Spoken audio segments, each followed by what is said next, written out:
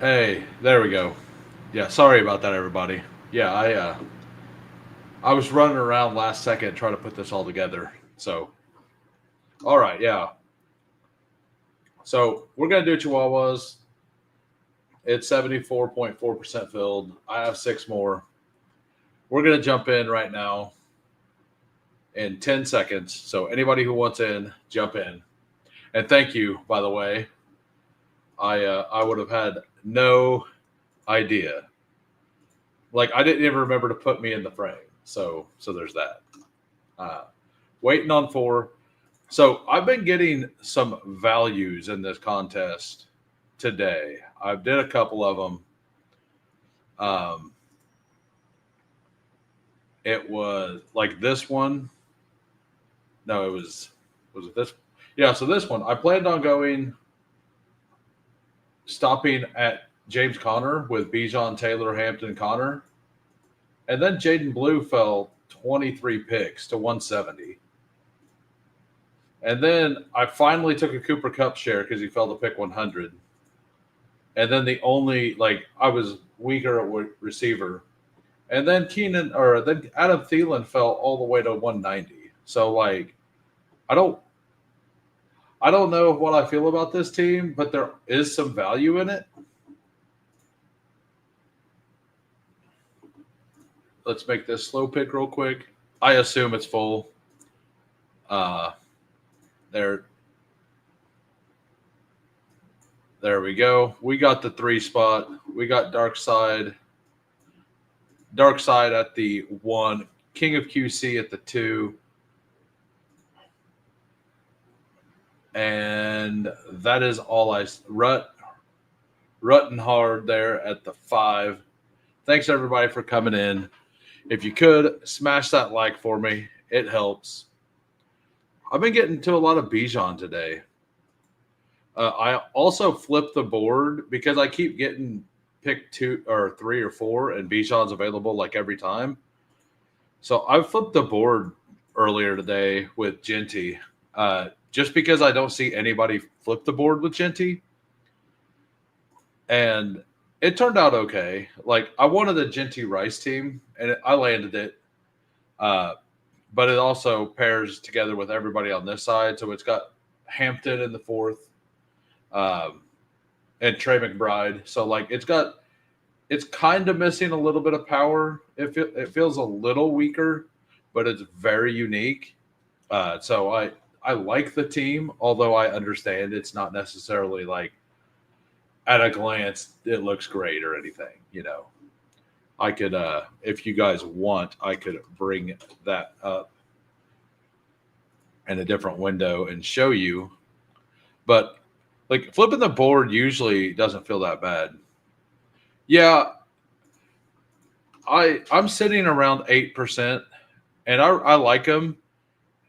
And I was thinking, I'm like, maybe I'll just flip the board with him if I keep getting early picks. I have 11.5% Jamar Chase. I'm 9% on Jefferson. So like I'm picking up front, and I'm not upset about it. Was it that one? Here it is. All right, so I found the draft.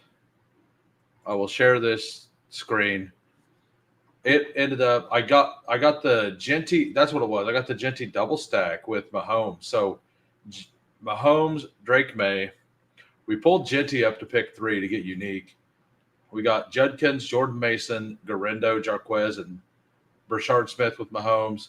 Rice Worthy also, and it's a Trey McBride team as well. So we got Rice Worthy, Sutton for the bring back, Ricky P, Kyle Williams, and Hunter Henry stacked. Cedric Tillman, Pat Bryant for the double bring back, Adonai. Like, I think it's a pretty solid team. And it's going to be incredibly unique to have an Ashton Genty, Patrick Mahomes double stack in the Chihuahua, right?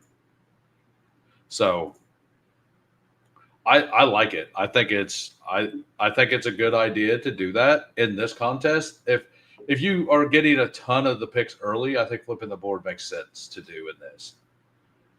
All right, so we're almost back. We have Bijan. I think I'm just gonna go. I think I'm just gonna go ahead and go Bucky here. Do another Bijan Bucky team. I'm sure I have quite a bit of Bijan Bucky teams overall. So we'll see real quick. Only 11%, so that's not bad. Not bad. And I think this is an awesome start. The receivers available in the next 4 rounds are all usually pretty good. So I was kind of hoping Tyreek could make it back. I think Tyreek is going to stabilize here at the beginning of the second now that Jonnu is gone. I would love to get T. Higgs here. So I'm going to look up Adams and then Higgins. Actually, we'll go ahead and make that game stack with. I think T. Higgins and Devontae are pretty close. It's one of those that I think it's a coin flip.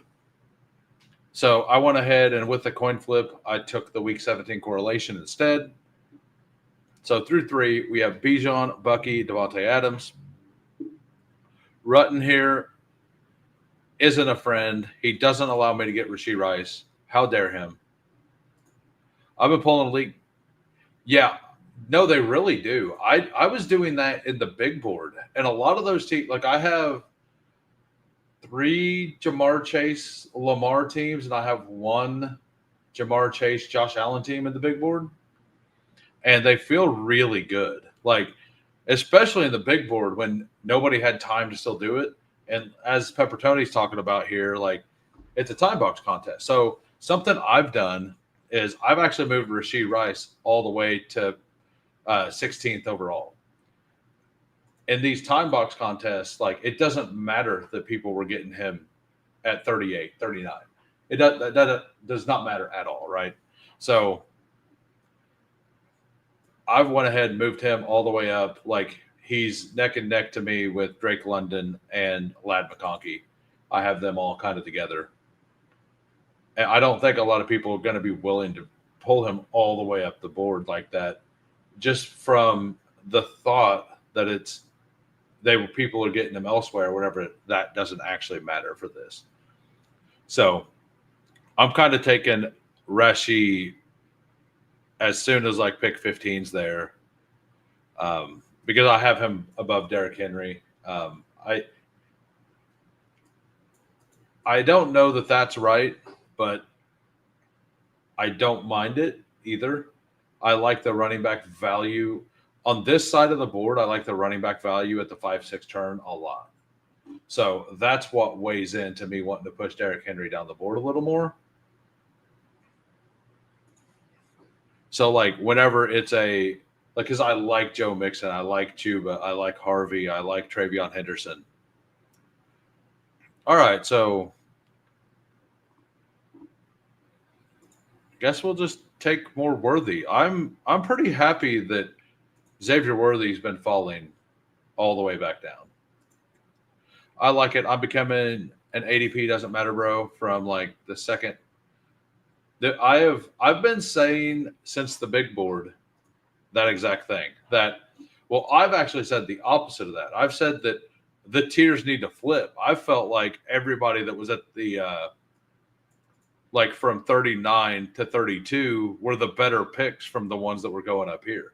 So me feeling that way, and that was before Mike Evans had Igbuka on his team, right? So like that to me does hurt. JSN was going in the middle of the second round then. Like, but I think that there's a giant tier. Like, I feel like after T. Higgins, it's just a giant tier. And I put Devontae Adams up there as well. We will take some 5th round Devonta Smith almost every time. Devonta Smith is a player that I personally think is a little underrated overall. I'm not sure how the rest of you feel, but I do think that he's underrated. He spikes like crazy. like we will go to this chart. Let me remove this real quick. So my screen's a little odd, and so by nuclear weeks, if you sort by nuclear weeks, which is 2 times the average usable score, I believe Devontae Smith's up there. Yeah, so Devontae Smith had 2, and there was only 23 people that had 2 or more. So he's in that group, but he had 5 spike weeks, 10 usable. He had 4 top 10 finishes last year at wide receiver. So, and you're getting that in the late 4th, early 5th. Like, that's way more than like Xavier Worthy had, who I get it. Like, you're projecting forward. But like for me, I'm also fading Saquon. I assume their defense is not going to be as good. They'll still be good, but not as good, and they'll have to throw the ball a little more. If they're going to throw the ball a little more, I don't want to fully fade the Eagles offense, and I'm going to play it mostly through Devonta Smith and Dallas Goedert, I think, and Will Shipley. So that's my plan of attack for that offense. All right, let's look and see what's happened on the board. Zay Flowers becoming a staple in the middle of the 5th. That is where he should have been this entire time. A lot of the players that I was talking about, even all the way back in the big board being too high, Zay Flowers, Sam Laporta, they're all going in the exact ranges that I said they should have been back then. Doesn't mean I'm right. It just means that people are tending to agree with that thought now. We got a naked Joe Burrow drafter. Thank you for your donation. I just think that the bet between him and Rashad Bateman shouldn't be 5 rounds different. We've talked about that. I mean, if you're asking me who the top like 15 wide receivers as an actual talent standpoint in the NFL are, he's probably in that group. I really like him as a talent in the NFL. For fantasy, I don't like him near as much. So we went ahead and took a 4th receiver. We'll almost definitely take a 5th receiver unless the 3 I want go boom, boom, boom, and that is not the one I want. So we're good. What's up, Putt Daddy? And I didn't say hi to everybody because I was muted. We will go through that real quick. Definitely want Golden or Diggs. We got a week 14 bye already. We got no bring back situation with any of that.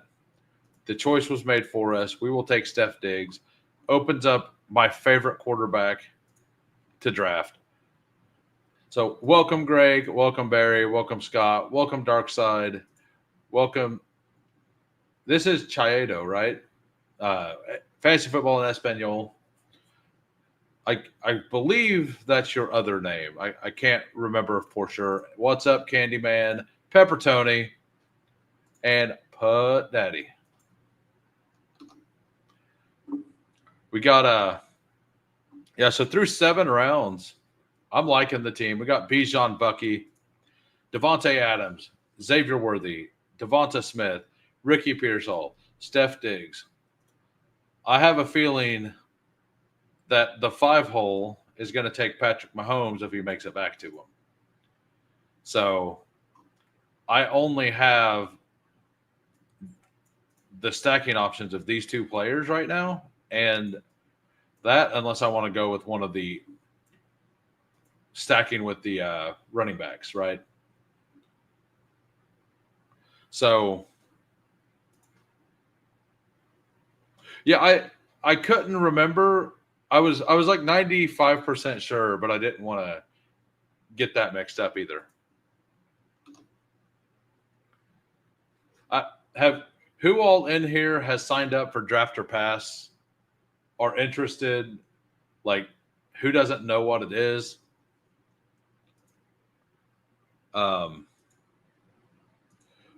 Let me know. Patrick Mahomes goes Unstacked. You got to love it. I forgot to put a poll out there. Today I won't be doing polls for what we're drafting because I need to get my Chihuahuas in. I'm assuming a lot of you guys also need to get your Chihuahuas in. I want to try to avoid slows if I can. I'm in like 5, I think.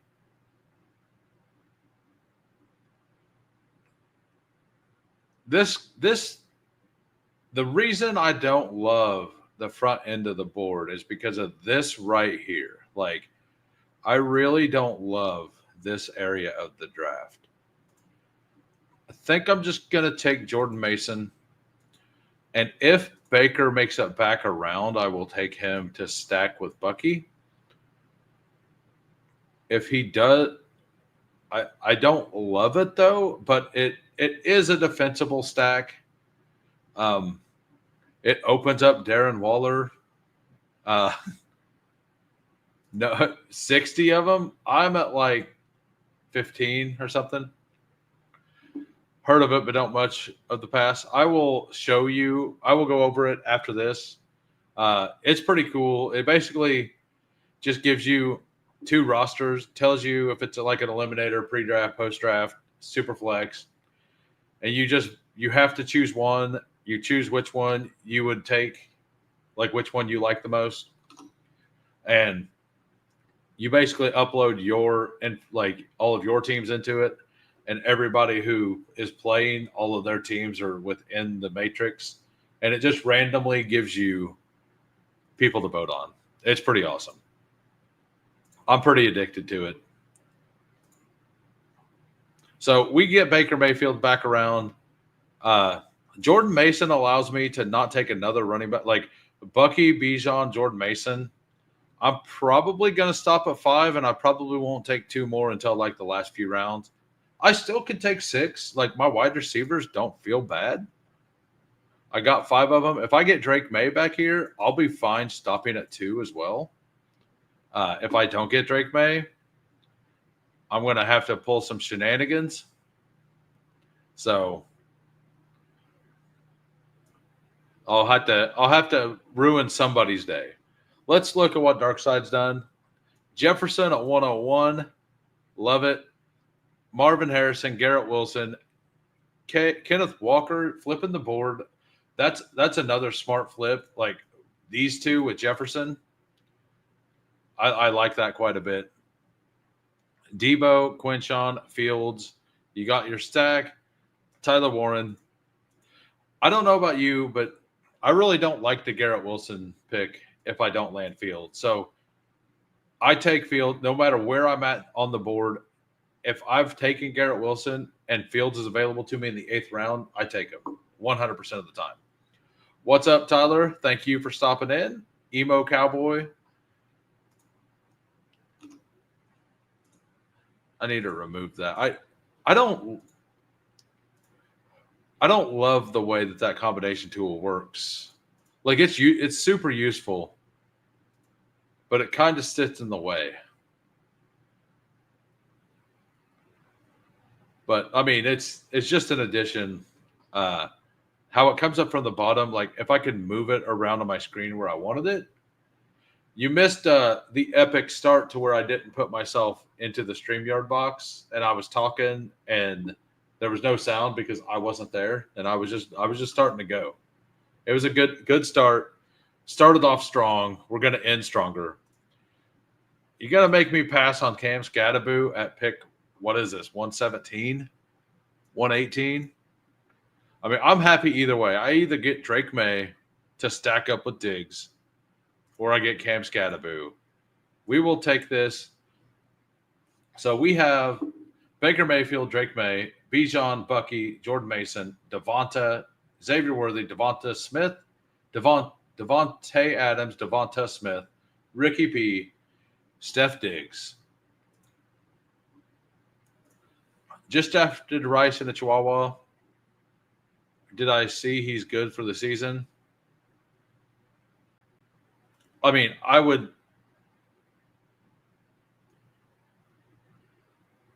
don't know why that would ever happen. So the NFL historically has never, like with the legal cases, they let it play out. I'll go over it after this pick. I've talked about this several times. Do I want to shore up this wide receiver room with Kirk? I think I really like the week 7. Like I get a 10 pick discount on Charbonnet. The week 17 matchup against Carolina is so good. But back to that, the NFL has never suspended somebody mid-season for a court case that happened. Like they've suspended people mid-season for like videos that leaked for like domestic abuse and stuff like that.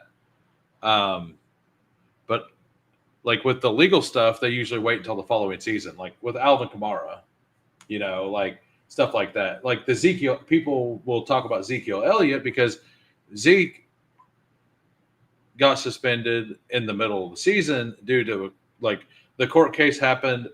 He didn't actually get charged with anything, and then the NFL laid down the law anyway. But he got suspended in the middle of the season, sort of.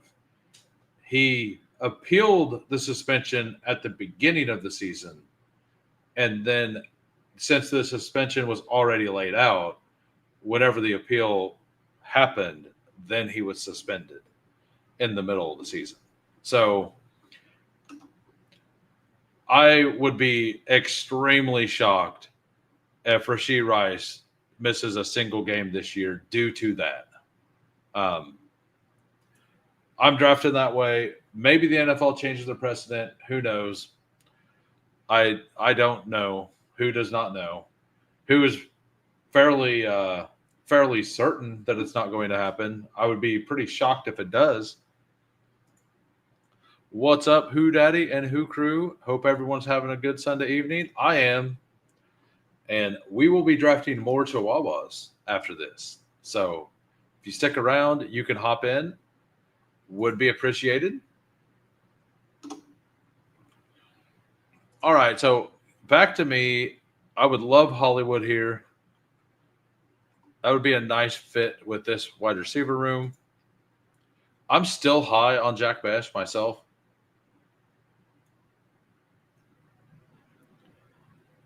It's January 20th.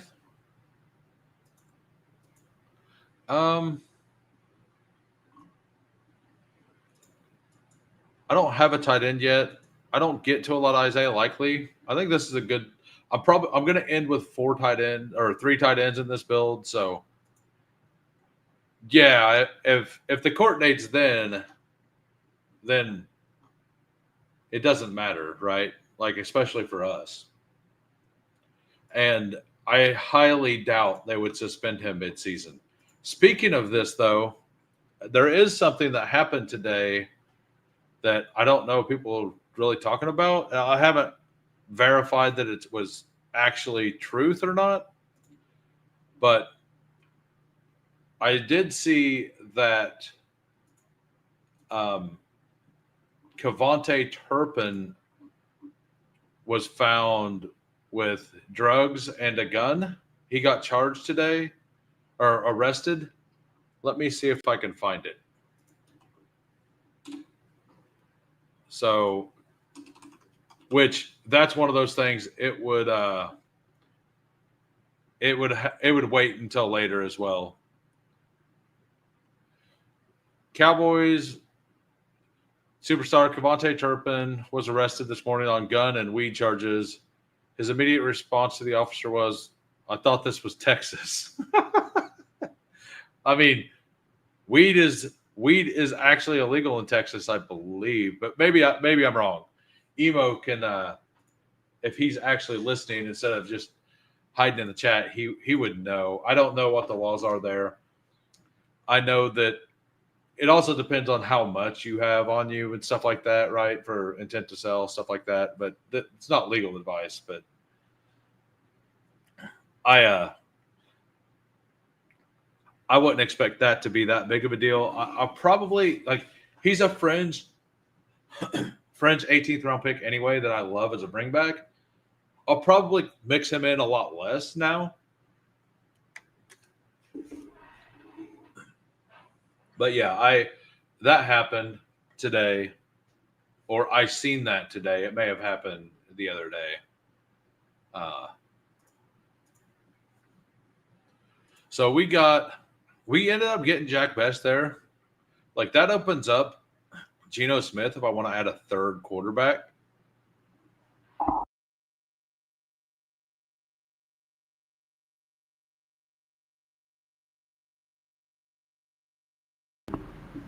All right, so I don't know if that's good for Tolbert. I think Pickens is just straight bad for Tolbert no matter what. That's my opinion on it. Weed definitely isn't legal here. Okay. I didn't think it was. But I wasn't positive. Yeah, and it's also against league rules. I mean, I don't love the Jalen McMillan pick, but this team it actually kind of works on, right? We can take him as our 7th receiver at ADP, give us an actual receiver stack with the Bucky Irving stack with Baker Mayfield. Bucky had 46 or 47 receptions last year, so it's not the worst thing. It's a little after ADP.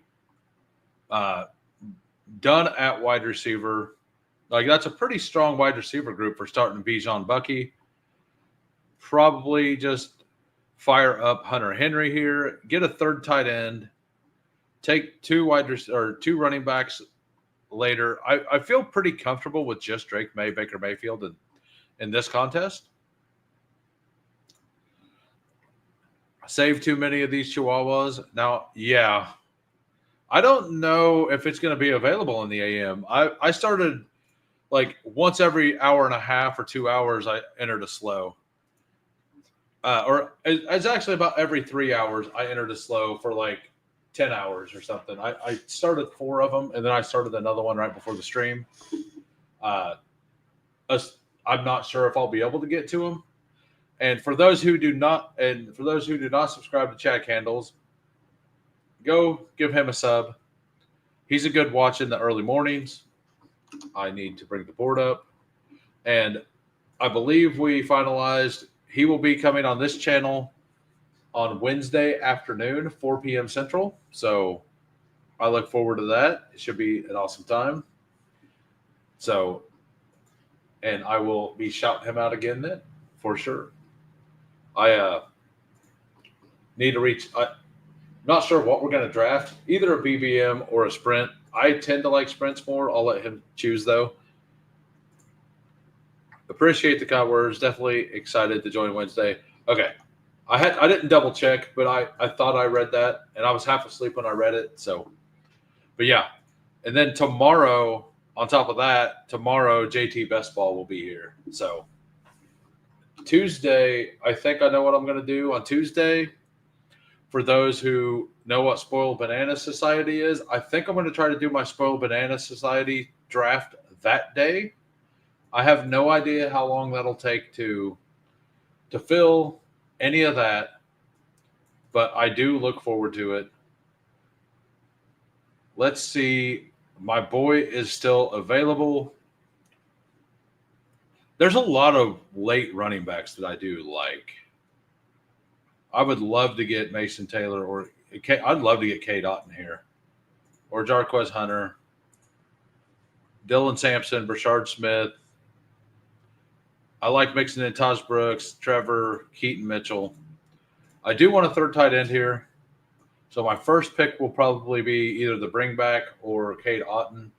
I'm probably not going to have a bring back on this entire team. I don't think you have to have a bring back.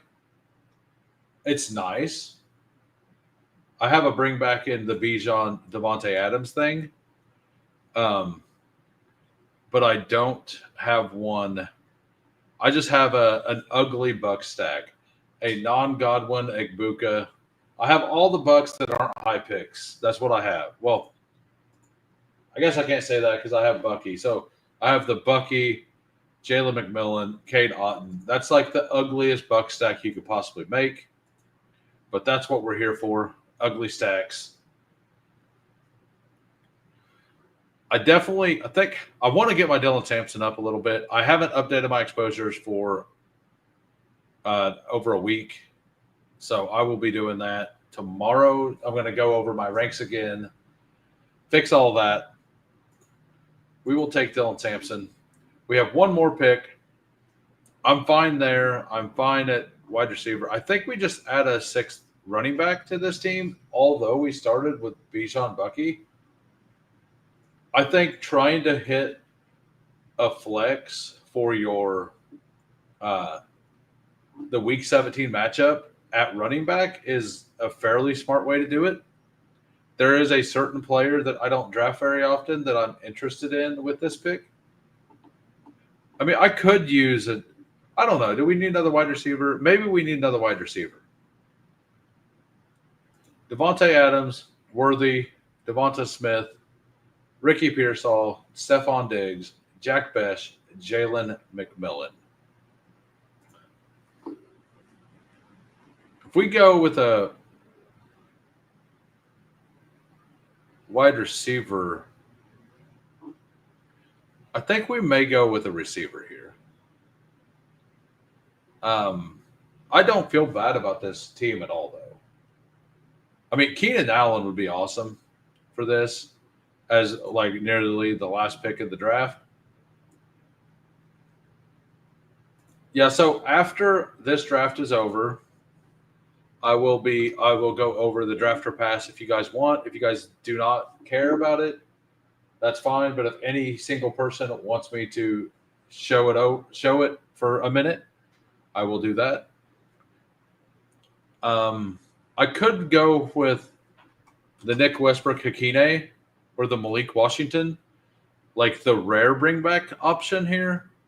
The other one would be, and the one I say that I don't draft very often is Ollie Gordon. I think Ollie Gordon is my pick here. It actually brings me, like, I don't hate the pick. If it was 20-round drafts, I think I'd be mixing him in fairly often. Like on drafters, I'll take him on 5 to 7% of teams. And as you see, I still mix him in a little bit. I probably only end up mixing them in on Buck stacks, to be fair. Because, like, if they get way up and the Bucks are passing, right, Gordon may have a 2-touchdown game, 70 yards or something. Like, let's say that Achane gets hurt or whatever. We don't want that. We love Achane. We do not want him hurt. And also, if you are in the chat and you would like me to go through your team, let me know. I think I have to go wide receiver, though. I think I have to go with a wide receiver here. And Jalen Coker being available in the last round is just too hard for me to pass up. So here's the team. It's a 2-5-8-3. Baker Mayfield, Drake May. Running backs, Bijan, Bucky, Jordan Mason, Zach Charbonnet, Dylan Sampson. Wide receivers, Devontae Adams, Xavier Worthy, Devonta Smith, Ricky Pearsall, Steph Diggs, Jack Besh, Jalen McMillions, Jalen Coker. Tight ends, Likely, Henry, and Cade Otton. We got a double stack. Steph Diggs, Hunter Henry. We got Cade Otton, McMillan, and Bucky Irving. I don't take very much Jalen McMillan, but it made sense on this team. And he was reasonably good last year. So, hey, thanks, Barry. I have one supporter on this team. I'm glad for it. I need all the positivity in my life I can get. All of it. All right, so if nobody wants me to go over their team, we can jump into another draft. And if nobody wants me to go over this draft or pass thing. So I'll just quickly go over it. So what it is, you go here, you go to this, it's draft or pass. It's I will link it in the chat. But there's that. You have to connect your X account to it and then email your CSV, and you have to email like your post draft, pre draft, all of them individually. So like if you do like Eliminator's its own CSV, if you upload it, it uploads all of them separately, basically. And then you just sign in, and then you click this button, and you just look over the team, and you choose which one you want, like which team you think is the better team. So this one was pre-draft. We got Mahomes, Brock Purdy, Jackson Dart. Got Kyron at 32, Chuba, Garendo, Harvey 161, Martinez 176, Hunter at 233. This looks like a team I drafted, to be honest with you. Nico Collins, AJ Brown, Xavier Worthy, Juwan Jennings. Maybe not. I didn't take much Jennings. I took 0 Cup, so it's not mine. Trey Harris, Wandell, Mike Williams. I did take some Mike. Njoku, Kraft, Fannin. And then side B, or the right side, Josh Allen, Anthony Richardson. That hurts.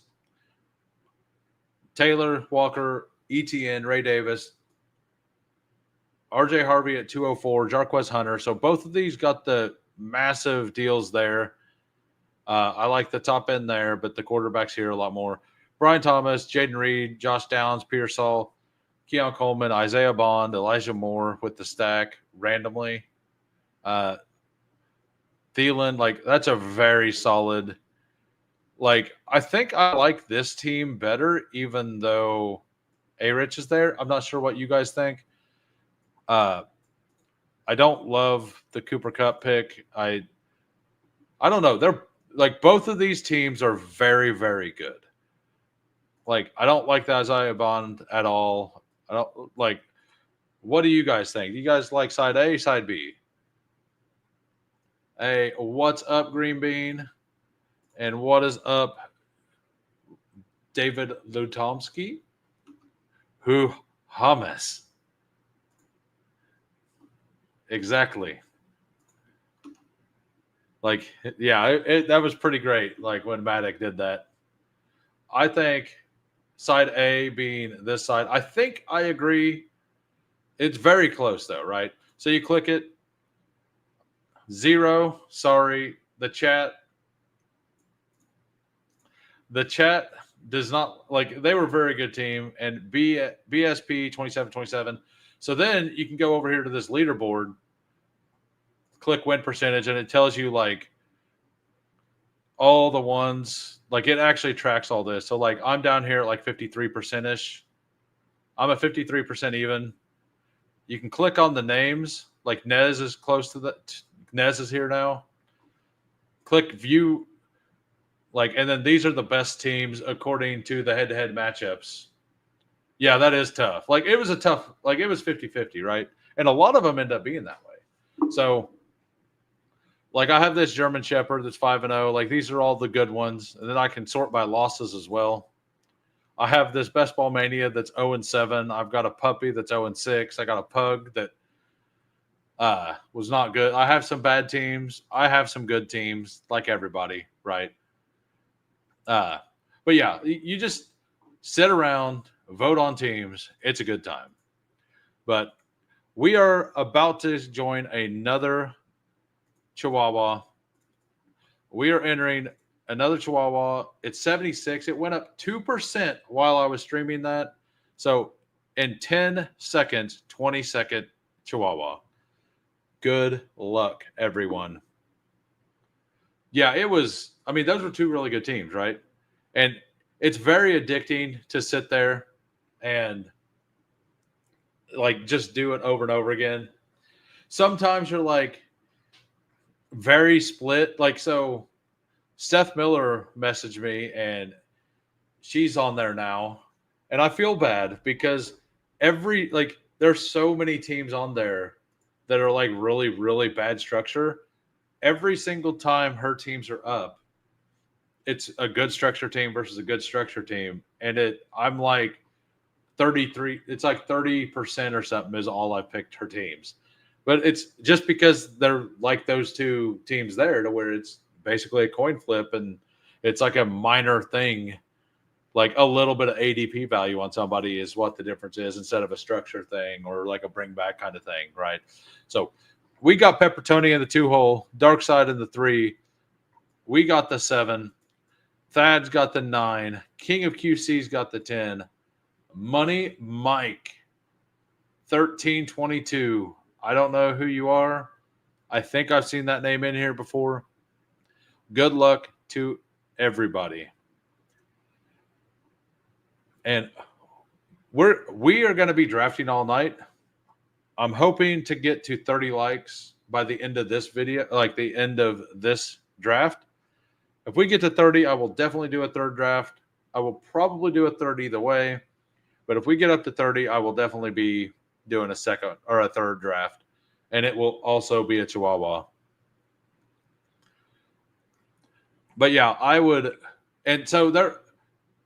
And if you try to do the draft or pass and it's giving you issues, message me on Discord. I have a Discord linked underneath. It's a free Discord. It's people from this community.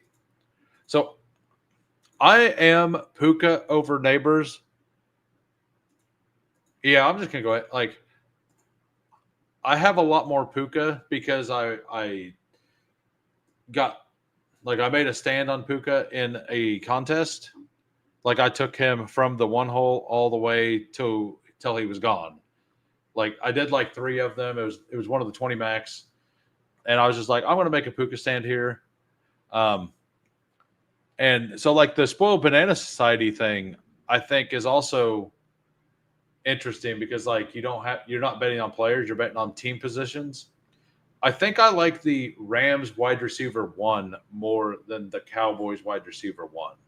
Like, if you just get whichever one got the most points in a given week, every week, I think the Rams is the better pick there.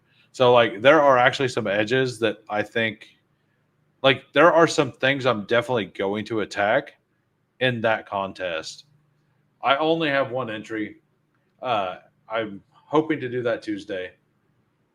So, if anybody in here is into that, let me know, or just save yours till then. It's like Boris Vanger.eth on Twitter, and they give away drafts all the time. Like, they do a spin the wheel, they live stream, and you can go in, like, put your name into the drawing wheel, and then they spin a wheel after that, and you might get a regular draft, you might get other things, but it's at least a draft, I believe. I would love to get Drake London back here, Jake. Come on, Jake. What are you doing to me, Jake? All right, we're going to pull Rashee Rice up. In the time box, like I said, I moved him all the way up pretty much to exactly this spot. Hey, we are up to 20 likes. Thank you, everybody. Yeah, it was hilarious. He was so shocked. That's like it blew his mind. And he's like, man, I just never thought that. And I'm pretty positive that, like, because he and Liam Murphy stream together, and I'm in Liam's chat all the time. I watch their shows whenever I see it on every time. And Liam always says it correctly every time. And I don't know what was going on, but it was pretty hilarious because I've heard him say it correctly before. So, like, the fact that, like, for, you know how you do something correctly and then, like, all of a sudden one day you just completely forgot how the thing functions? That's what it felt like to me. We've all been there. It's great. And I just, whenever I do stuff like that, I just laugh about it. It's pretty hilarious to me. I am usually the first person to make fun of myself. Yeah, yeah, absolutely. Like that's what I felt. Like, and what's funny, like, there's even a funnier part to that story. So, like, I didn't call it out. It was like half of his chat was like, "Hey, you're saying it wrong," and I was just letting it go because it doesn't bother me. And hmm, I don't take a lot of Josh Allen. We're gonna do it here. We're just gonna every once in a while in the middle of the third. I'm just gonna take Josh Allen. It's not gonna be often. About 5 or 6 times every 100 drafts. I'm just gonna feel it in my jollies, and we're gonna do it. So the feeling was there, and we did the thing. But so there's a guy. It's an older guy, just a good dude. I've told this story before, but some of you probably haven't heard it. He works at a gas station like that's like across the street from me. And he's been there like 7 years. And he's like a super, super nice guy. And for those of you who watch the Legend of Who Hames video, my first name is James. For some reason, he thought my name was Scott, and I like looked at him and just kind of confused, and I could tell he was talking to me, so I just waved back. And for 7 years, the man has been calling me Scott. It is quite hilarious to me. Like, people have corrected him, and like and they just can't, like, he can't get it through because it's like ingrained in him that I'm Scott for some reason. So, but yeah, we have Puka, we have Rashid, we have Josh Allen. This should be an incredibly unique start for this contest. I don't know how many people are going to be taking Josh Allen. I mean, together we could be Adam Scott, sir. Uh, yeah, I mean, I'm fine. I'll just laugh about it. Like, I think it's hilarious because people will start correcting you. And so Hampton's a player I don't mind pulling up in this either. I think pulling Hampton up in this time box actually makes a lot of sense.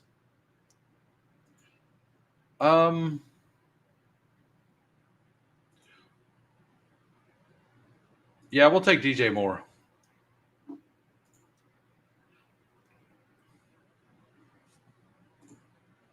How we do? We're doing good. We're just in here. We're vibing. We're doing some Chihuahuas. We're trying to get to 30 likes for a third draft. We're telling stories. They might not be good stories, but they're stories. DJ Moore mid fourth feels pretty good. Yeah, like I'm not going to be at the field with DJ Moore, but I am going to take him still. Like I like the price of Luther Burden, but I didn't love him as a prospect. I don't love a lot of the things about that. We've kind of been over that before. But DJ Moore and Luther Burden to me feel like they're kind of fighting over that same role. All right, let's look at King of QC. Malik Neighbors, Almond, Devonta Harris. Yeah.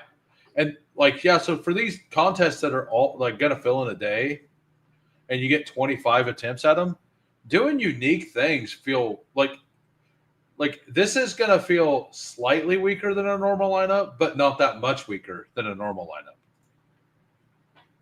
Jalen Waddle, sure, come on down.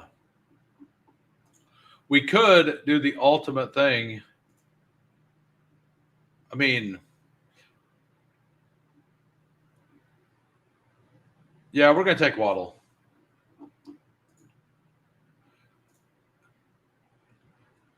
So I've been seeing a lot of other people like getting in on Hampton. I've been 16% the entire time. Like if he's there in the second half of the fourth round, it is incredibly hard for me to not just take him every time.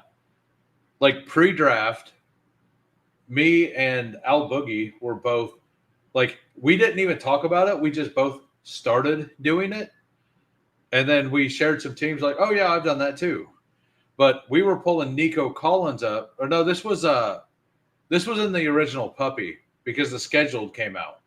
So we like at the end of it, we were bringing up Nico Collins to like pick 4 or 5 to like, instead of bringing up, like, we flipped the board on the front end for Nico Collins, and then Hampton was going at like the 4 or 5 turn every time then. And if you brought Nico Collins up, you got Hampton at like a 70% rate. So that's a week 17 game stack that you got yourself into. And it's for the puppy with 200 and however many thousand, 250,000 entrants or something, maybe 287. I can't remember the exact number, but it's going to be very unique. It was 38. Yeah, and if you believe that this tier is flat, why would you not be mixing them in like that? Like, that's kind of how I feel about it. I would love to get either one of these. Actually, one of those two would be fantastic. If Juwan falls to 66, I will definitely take him. I need to catch up a little on him. I would also be perfectly fine with the James Conner. Like, James Conner is the pick I actually like the most there. I just checked. I have Hampton on 20% of your Nico teams. Very nice. So are you pulling like, and that's the other thing about this. I'm assuming you're pulling Hampton up to this side of the board and you're not pulling Nico up in the first and then getting Hampton on this side of the board. Like, I feel like most people doing this matchup, okay, you do it both ways. Yeah, but I'm going to assume that most people, if they're going to flip, they're going to flip it to where they don't mess with the first round. So the more unique teams will be the ones on this side. That's, and maybe I'm wrong. Maybe the Nico, like, the people who want that are just going to do that either way, and they'll do it both ways. But I think there's a very good chance that that's a stack that, well, number one, I think I think Hampton is super underrated. Like, I have a hard time getting to Najee. I will click him sometimes, but I have a hard time getting to him. I just don't think he. So, like, on drafters or like a marathon where it's total points, I think Najee's a fine pick. For this tournament style where I believe Hampton's just going to be the dude in the playoffs, I don't think it makes much sense.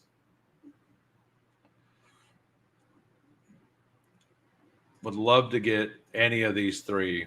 All right, we get Quinshon if we want. Do we want Quinshon or do we want the Rashee Rice stack? Where did Worthy go? Xavier Worthy went on that side of me. We're going to actually take Pacheco and hopefully stack up Mahomes on the way back. I don't think there'll be a lot of Josh Allen, Patrick Mahomes teams out there. So that was one reason I wanted to do this on the Rashee Rice team with Josh Allen. So then I could also take Mahomes and just be kind of unique, in my opinion. And Laporta going at 80 every draft now feels awesome, doesn't it? I could not click him until like 76, and I had a hard time doing that. But it absolutely feels fine where he goes now. He's finally got to where you can pair him up with Jordan Addison, and I really like that. And Amon-Ra, like, yeah, I really, yeah, it's such a better pick. And Zay Flowers the same way. Jaden Reed, I still have a hard time with. Not sure who all follows Hayden Winks. I assume everybody here follows him. But Matt, he retweeted a Matt Harmon thing. And basically saying that, like, Green Bay doesn't use Jaden Reed correctly, that he was one of the best receivers on a post route in the league by success, but he also dropped 15.7% of his passes. And, like, I've kind of been on the anti-Rick Wicks, anti-Jaden Reed thing. Jaden Reed had 10 drops, and Dontavian Wicks had 8 drops last year. Laporta 89 would be fantastic. And I think what happened with it is the Laporta Bulls finally have enough Laporta. They're like, okay, I don't want 25% Laporta. Like, they're done holding the line. So now he's going to just kind of free fall into an area, and he's probably going to, I would assume he ends up going down here around 88, 89 by the end of it, and Hawkinson being right next to him, which is kind of what I think should happen. But at that point, Laporta is a very good click in all contests. And when players drop like that because the slappy stop slapping, we have, like, they end up getting anchored to that. The Laporta Bowl. Are you a Laporta Bowl? I have a heart. So, like, on the draft or pass thing, like, anytime I see a Laporta share at like 61, 62, it makes it very hard for me to click that team unless the other team has a bad structure. So, like, not only is it a blast to do, but you also get to take revenge on people doing stupid things. Like taking Joe Burrow unstacked, saying that, trying to convince themselves that Mike Gesicki is a proper stack for Joe Burrow in the 6th round. Can you up? No, you have to. Are you still having trouble? After this, I can get with you in Discord and see if we can't figure it out. I could message the guy who runs it, and we can try to get you set up. He'll be super cool. It's at Big Loaf, at _ Big Loaf. I will link it here in a minute.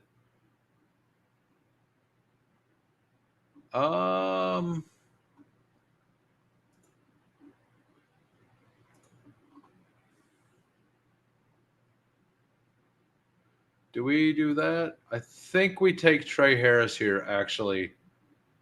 Yeah, I think we take Trey Harris. Yeah, he probably just didn't realize that it's a thing. Yeah, he is an absolute vibe. I'll ask him.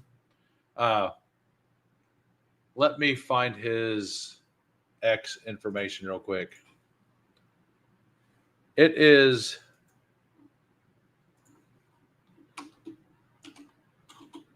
at Big. I don't know if caps lock matters on X or not. That is his handle on Twitter.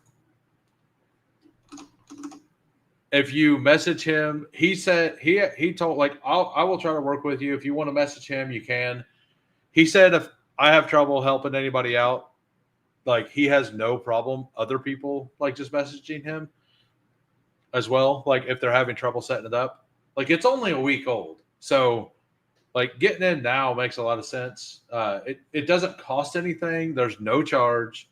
It's just for fun. They have some ideas coming. Also, we are at 25 likes, and at 30, we will do a third draft, another Chihuahua, because we are just trying to finish the Chihuahua. I do not agree with that. I am still a lad truther. You know, I could be upset about that, but I'm actually kind of just happy I get to take my boy Cam Scattaboo.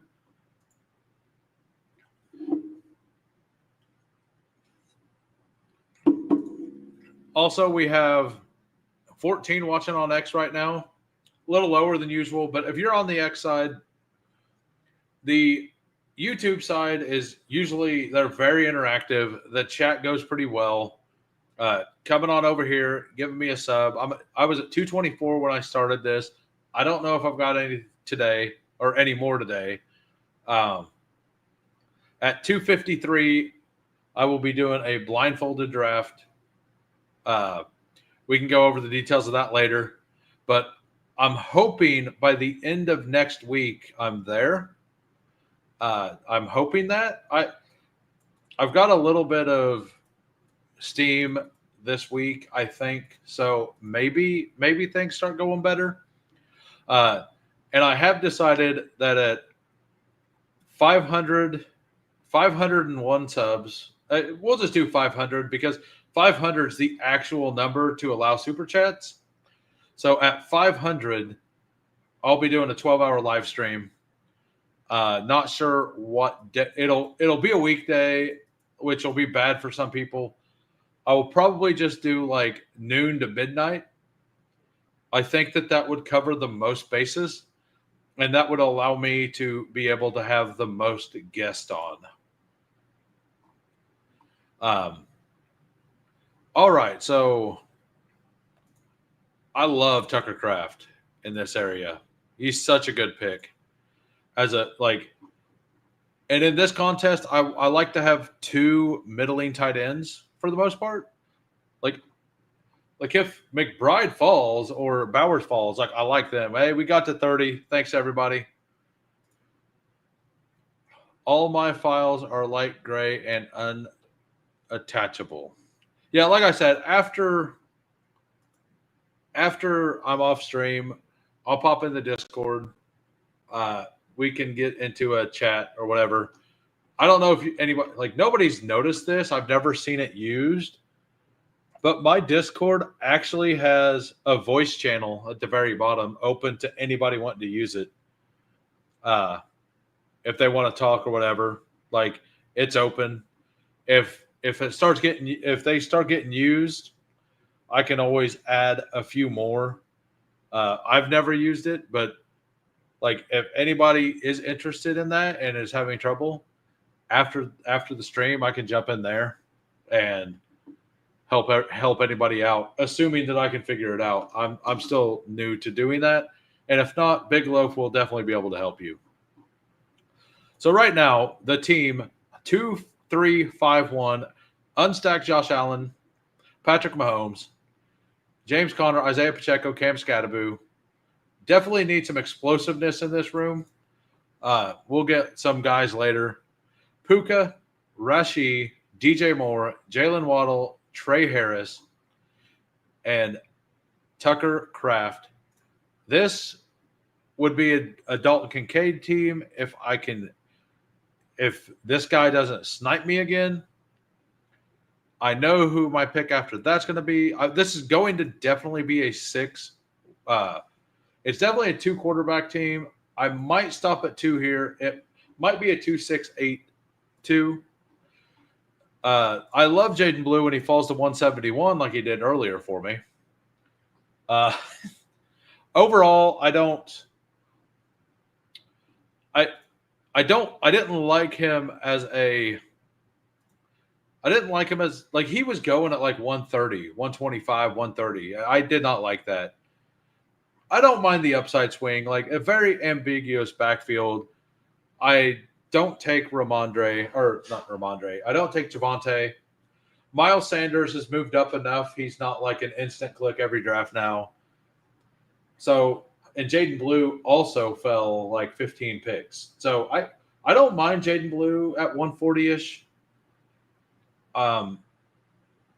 Yeah, and like that's the thing. He's fought like I got him at 171 today. I got him at 145 earlier.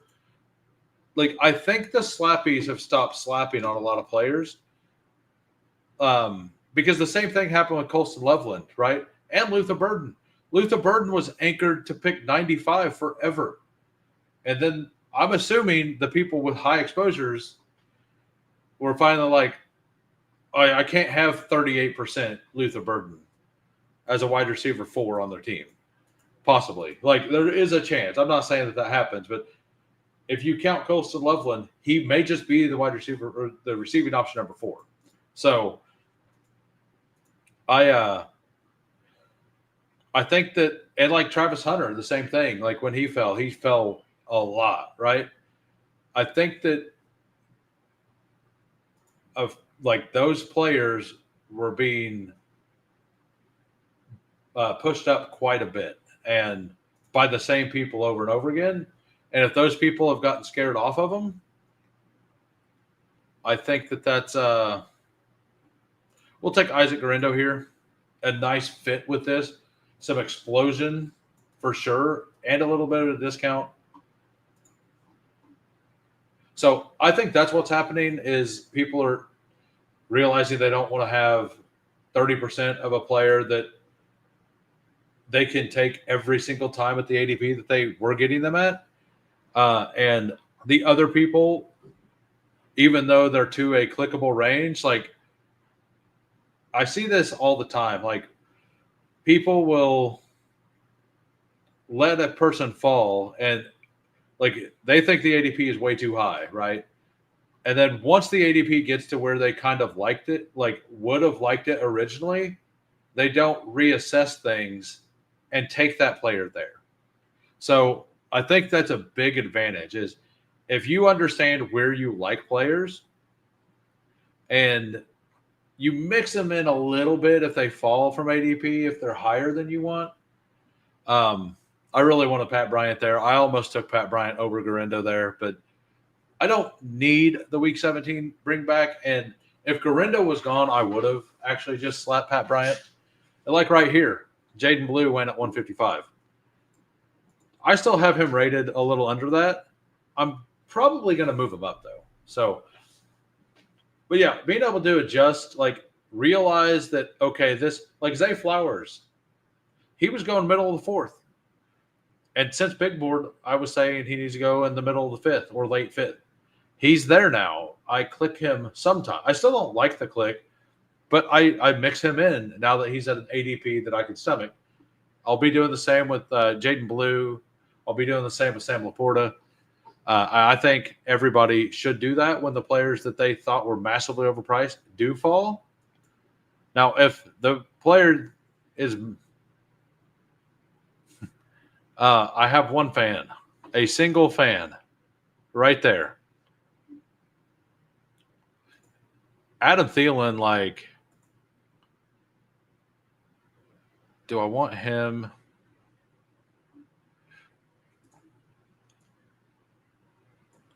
Yeah, we'll take Thielen. I take Thielen a lot. We're probably not.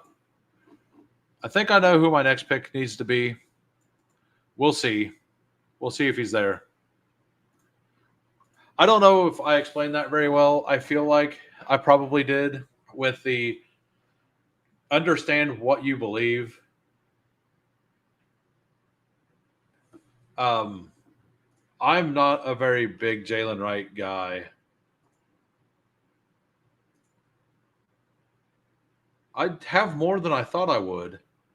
This is the player I want on this team. Needed Wright. I honestly, hey, I will review anybody's team. As long as they don't ask every single time and get in every single draft, I'm cool reviewing teams. I'm not good at saucing, so like I'm not bad at saucing if I'm doing it without trying to sauce.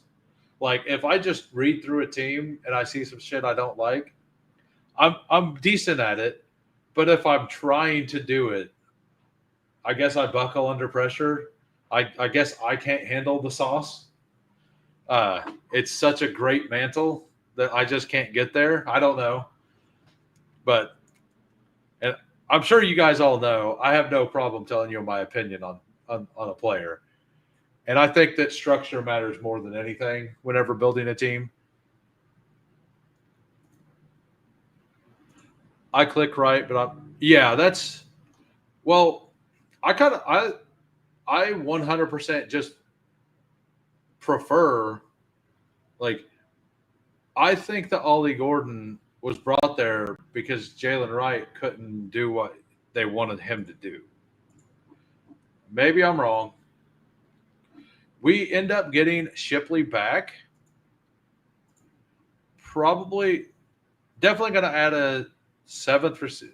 Might add an eighth receiver. Like I don't mind the way this looks right now. I would like to get Jarquez. This is actually probably a Brashard Smith team instead. Just double up the KC running backs. Got a rookie here.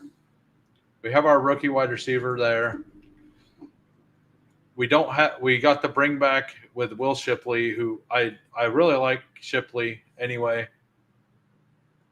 Got two tight ends, serviceable guys. If Jalen McMillan falls back to me this late, or Jalen Noel, like it'll be hard for me not to take one of those guys, for sure.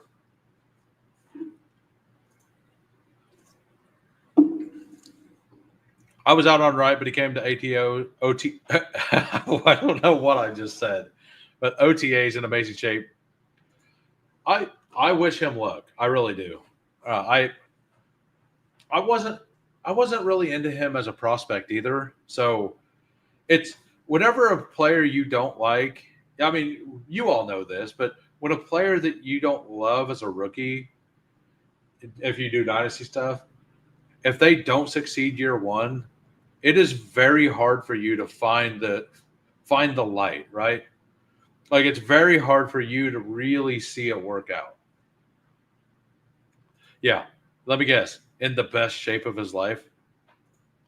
It's like there's so many things that happen in like the training camp stuff, like this, the best shape of their life, or the fast guy looks awesome in shorts, or the rookie doesn't get the coach doesn't come out and say the rookie's just the starter, although they drafted him in the second round because he has to earn it.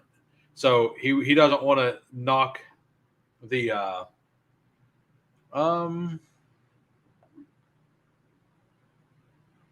don't know what I want to do here. I'm gonna panic and bring up Brashard Smith. Um, I didn't like anything there. I definitely want Brashard Smith on this team. I don't mind the little handcuff here, considering I didn't start with the running back until James Conner. Handcuffing this backfield with having Mahomes as well, I think is okay. I don't know if I love it, but I don't mind it either. Because I have James Conner, I have Pacheco. Scadaboo may not start to really do things until midseason or whatever, and then the other two guys are contingent. So securing the second backfield makes some sense in my world. Maybe not in your world, but in my world, it makes some sense. We got what do we want to do here? This I kind of want to. We got Thielen. We got what rookie wide receivers do we have? Honestly, I may just go 7 running backs. I think I'll just go 7 running backs here. Honestly, there are plenty of wide receivers I don't mind in the last round. Do we want Dylan Sampson or do we want Taj Brooks? I think I want Taj Brooks on this team. Actually, Miles Sanders is still here. I didn't even realize that. Miles Sanders is still there. I'm just taking him. So wide receiver, I will not take Elijah Moore at all. That's not happening. Maybe I'm wrong. We could take Tutu to build out that stack. I kind of just like Ray McLeod in this. I've been taking Ray on and off for a while. I know PPR Tyler is like recently into Ray. I've been mixing him in for a while. I don't know when he started doing it, but every time I listen to a PPR Tyler stream now, he's just all about Ray McLeod in the last round. And it makes sense. He was very good. We expect that passing offense to be better. And this is the other play. So I'm either taking Troy Franklin or Ray as the Week 17 bringback to one of my games. I'll probably just take Franklin. I have a lot of Rashee Rice with Pat Bryant bringbacks. I don't have a lot with Troy Franklin. I took my first Shadur Sanders share. So I took a share on Fast Draft whenever I forgot that I signed up for the rookie draft, and I got him in the 3rd round. So I wasted $5. I just like when guys are going to take their job serious, especially year 2 guys. Yeah, no, that makes sense. And we don't know if Ollie Gordon is anything, right? I'm mixing in Samaje. I understand mixing him in, especially in a 20-round format, like if you play on DraftKings or Drafters. And if you play on Drafters, or if you plan to, or want to play on Drafters, there's total points. You can sign up, use promo code WHO for a 100% deposit match for up to $100. For a little segue there.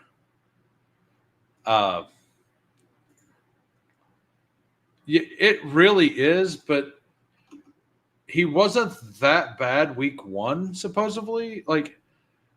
And he also got hurt, I think it was week 2 or 3. So, and he just tried to play through it. So sometimes that's true. Sometimes it's weird. Also, that team as a team was horrific. They were horrific last year, and the year before they were really good. So he was on a losing team, and running backs on bad teams can just have a really bad time. Hey, welcome, Mike, apparently a Razorbacks fan. Pretty new to Bestball. Been watching you for a couple weeks and been in a couple drafts with you. Appreciate. Okay, there we go. I thought I'd recognize. I said that at the beginning of this. I was like, I thought maybe you were a silent contributor. We appreciate it. We will go over your team. King QC asked first, so we will go through his right after mine because I'm the most important, right? So we got 2772, not my normal build. We went off the rails a little here and there. We got Josh Allen, Patrick Mahomes, James Conner, Isaac Pacheco, and Brashard Smith, Cam Scadaboo, Isaac Garendo, Will Shipley for a bringback, Miles Sanders because he was there in the next to last round. Wide receivers, Puka, Rashid, DJ Moore, Jalen Waddle, Trey Harris, Adam Thielen, Troy Franklin. Just solid. Nothing special, but just solid. Tucker Kraft, Dalton, Kincaid. Not my best work, not my worst work. It's pretty solid. Okay. You already outed yourself, Mike. Sorry. Damage is done. Damage is done, sir. We're going over it. King of QC, Jalen Hurts, Jared Goff, got Unique, Alvin Kamara, Aaron Jones, Travis Etienne, Ray Davis, DJ Giddens, Taj Brooks, Malik Neighbors, Amon-Ra, Devonta Smith, Jordan Addison, Josh Palmer. You stole him. We were fighting over the same bringback guys, right? So, Alec Pierce, Dante Thornton, Adonai Mitchell. That's a pretty solid room. You stacked out 2 games pretty well. And then Laporta Goddard. Yeah, this is actually a really fun team. You usually draft pretty well, but it feels in it. The teams where you do something fun, like bring up Jalen Hurts to pair with Devonta, with Amon-Ra neighbors, like those teams, when you land it, they feel like the most fun teams. I'm not saying to do it all the time, but doing it some, like getting a little weird, is a lot of fun. All right, Money Mike doesn't want us to go over his team. You're the first time in the chat. Sorry, this is how it works. He has a plea here. My wife made me go get herself something to eat in the middle of the draft. Got it. All right, so we will see if we can figure out where this happened. We got a game. Chat, everybody try to decide when we're going through this where the draft went off the rails. We got a 2-5-9-2, Lamar, Baker, Genty, Derrick Henry, Joe Mixon, Tajay Spears, Marshawn Lloyd. That's really solid. You got 3 absolute starters, 2 studs.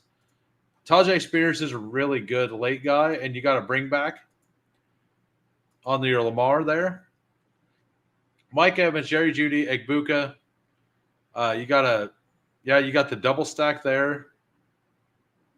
No bring back on that, but bring backs are great, but not insane. Like, you don't have to reach or anything for them. Bateman, Hollywood, Pat Bryant. How dare you? No wonder you didn't want me to. This man says, "Hey, don't review my team. It was bad." The team's not bad. He's just the one that took my boy. I see how it is. Jalen Knoll, Diami Brown, Alec Iomanor, and then Mark Andrews, Kyle Pitts. Yeah, I do like the team. If I were to say it went off the rails, I'm going to blame your wife for you taking Pat Bryant. That's what I'm going to do. I'm going to get you in trouble because you took Pat Bryant. That's what we're doing. That's what happened. This is where things went off the rail. So, and Thad also wanted to review, and we are at 33 likes. We're going to do a 3rd draft. We'll even do a 4th draft if we get up to 42. Yeah, I was looking at that, Thad. Thank you for reminding me. We got a 2-5-8-3. Justin Herbert, CJ Stroud. Some people say don't stack week 17. I say get to week 17. That's what I say. Let's get there.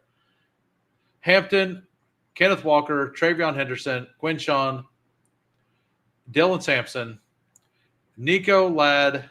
That's super fun. I see why you pulled up Stroud. You just wanted to make sure you fully invested in this game. Stroud almost never goes early anymore. Herbert will never make it back. But I don't mind doing that in the time box like this. Christian Kirk, Josh Down, Terry McLaurin, Cedric Tillman, Slayton, Jordan Whittington, likely Jonnu. Jonnu at 160, that's awesome. And Hunter Henry. And yeah, you got 4 rookie running backs and Kenneth Walker, the old man, in year 4. Yeah, I like this team quite a bit. There is I'm not going to take any shares of Jordan Whittington. I like the 2-2 pick, but I like the Jordan Whittington pick. I'm not going to do it, but I like this pick in a time box like this because this is going to be closed here pretty soon. Anyway, we are about to go to the Chihuahua number 3. We are going to enter in 10 seconds. It is a Chihuahua 20-second pick clock. We are another 2% up. 2 more percent. Waiting on 8. I'm sure some of you got in the lobby before me. So some of you will be multi-tabling. Man, we're filling this fast. It went from 8 to 1 instantly. Who Crew is alive, and the Who Crew is strong. Jalapeno Jenkins, welcome back. He got the 1 hole. We got Jay Lives in the 5. We got Thad in the 7. We got the 8. King of QC at the 9. Money Mike back for more at the 11. Did Adam not make it? Mufasa got in too early. Yeah, well, it looked like tons of people jumped in all at once. So I'm guessing that I might even have a pre-lobby. 1.03. Wait. Field man. Hey, welcome UFC Jaguar. First time you've been in here. I just didn't realize that you watched.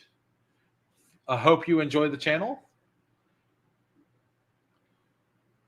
I upset somebody yesterday, or not yesterday, Friday, whenever I went on a Caleb Williams talk. Like, I literally got 2 unlikes because I said I didn't think I don't think he has the heart to be an NFL quarterback at an elite level. That's just a field take. Like, I could absolutely be wrong. Like, I've never seen somebody look – that picture of him in that game where he's getting sacked constantly, like, I understand. Like, everybody has bad days at work. But I've never seen a human being look as dejected as that man did whenever he sat on the bench, legs spread out, arms were like this, his hand was on his helmet, and, like, it just looked like he was – the only thing he was focusing on is breathing. Like, he looked pretty dejected in that photo.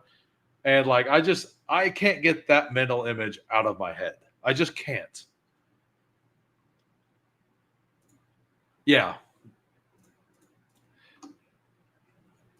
We almost pulled Neighbors up a spot last draft. Thad getting a gift. Jahmyr Gibbs at 7. Puka gets pulled up to the 5.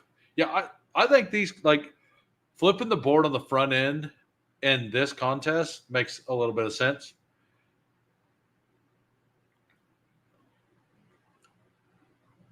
And I like Puka quite a bit. So I know Sandy said the 1.03. Did you change your name, or is that Adam or what? Because I don't think that's Adam. Like, I think I would recognize Adam's name. I can't remember it off the top of my head. I'm getting to the point that I have enough people that listen that I'm starting to mix people up. Okay, you're in the other room. Okay, got it.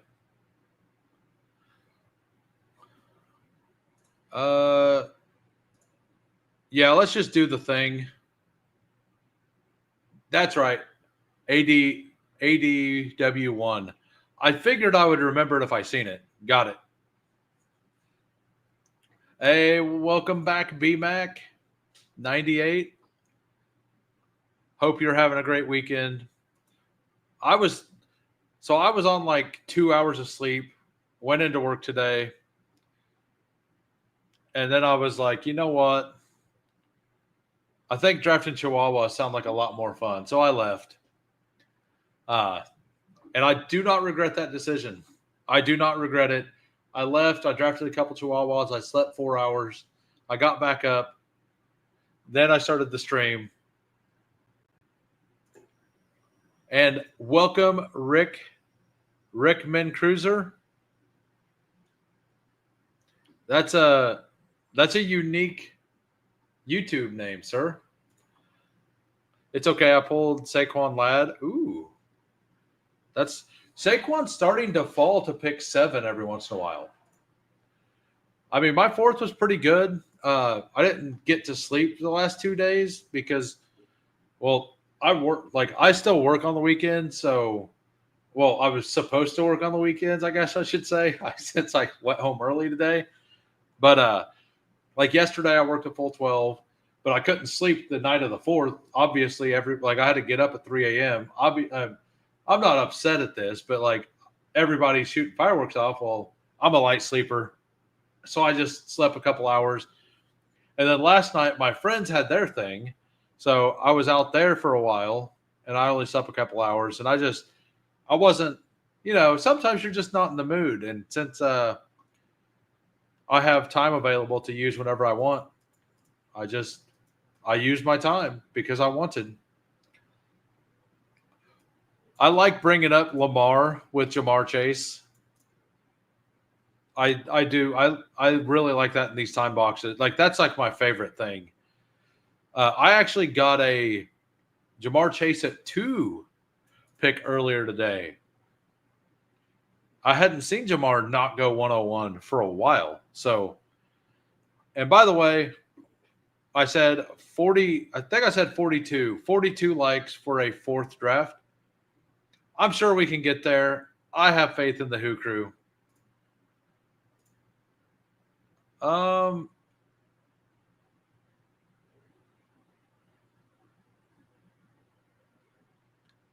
Yeah, we'll do it. I kind of wanted to take Terry McLaurin, but I'm tired of getting Terry and not Jaden. And like, I don't blame people for taking naked Jaden. It's really frustrating because I'm doing it out of the 11 hole all the time, and it's not working. So Rick Mancruiser is Dak 488 Lamb. Are you a Cowboys fan by chance? I'm going to guess you like the Cowboys. You can go Lamar. Yeah, well now that's what I'm trying to pull off in the big board was because near the end of it, it was like 20% of the time Zay would fall back because he was always going in the 4th round, like in the late 4th near the end of it. So I tried to do some Jamar Lamar with Zay back here. I didn't land it, but I did like the teams. Unfortunately. So that means you've been a Cowboys fan for a while. That we will take Tet because Tet is awesome. Tet McMillan is such a not only do I like him, but I love Bryce Young as a value in fantasy football this year. So let's see what the room's doing. Money Mike here. I'm on AJ, JSN, Kittle. Kittle's going to become a staple over here, I think, pretty soon. King of QC, CMC, HN, Terry McLaurin. He lands the Daniels right in my face. The thing that I can't do, he lands right in my face. Look at it. He's like, just look at this. Thad, Jahmyr Gibbs, Derrick Henry. So I do take Derrick Henry whenever I land it with Jahmyr Gibbs or Saquon every time just because it's going to be unique. Like, I don't love the Derrick Henry pick, but if I get a faller, like a CD, a Bijan, a Barkley, a Gibbs, and Derrick Henry's available, I will take that almost every time until it becomes common. Then Jay Lives got Puka, Taylor, McBride, Pickens, and I want to say Nick may be here. He may not. I'm not sure. Yeah, that's awesome. You get not only do you get Zay back, you get Omari and Hampton. I like this start by Jalapeno. All right, so we got Breece Hall, Malik, Tet McMillan, Brock Bowers. So we got that Week 17 game. All of our quarterbacks right now are super late. Hey, welcome, Steph. I brought you up in the stream earlier today saying like we were talking about the draft pass thing, and I don't know if I'm on your like foes list, but I was just talking about how it's like unfortunate because like every time your teams come up, it's against a well-structured team as well. So, and I literally, it's like they're always 50-50s. And every time I've chosen the one that wasn't yours, it's like, I think I'm like 2-8 or something. And it's never because they're bad. It's because they're very even, and you're just getting unlucky. uh, Mine hasn't changed for a while because, like, I was going to mention that I about messaged you. Yeah, and I was wanting to say because I'm sure you've seen that. It's not that I've hated the teams. It's that like every single time the structures are fine and like you just have a player that I'm a little less like hip on than the players on the other team as well. Like I can't remember one of like I don't like Kyron Williams. I know two. I think two of them had Kyron on it. So like when the structures are the same and both teams have bringbacks and all that, it's like I guess I'll take the one that the player takes are a little different on. Yeah. So nice. Hey, at least you get to max it. Living in it's Quebec, right? That doesn't have underdog. All right. This may be a time. Do we just embrace all the bad offenses? Is that what we do here? Um,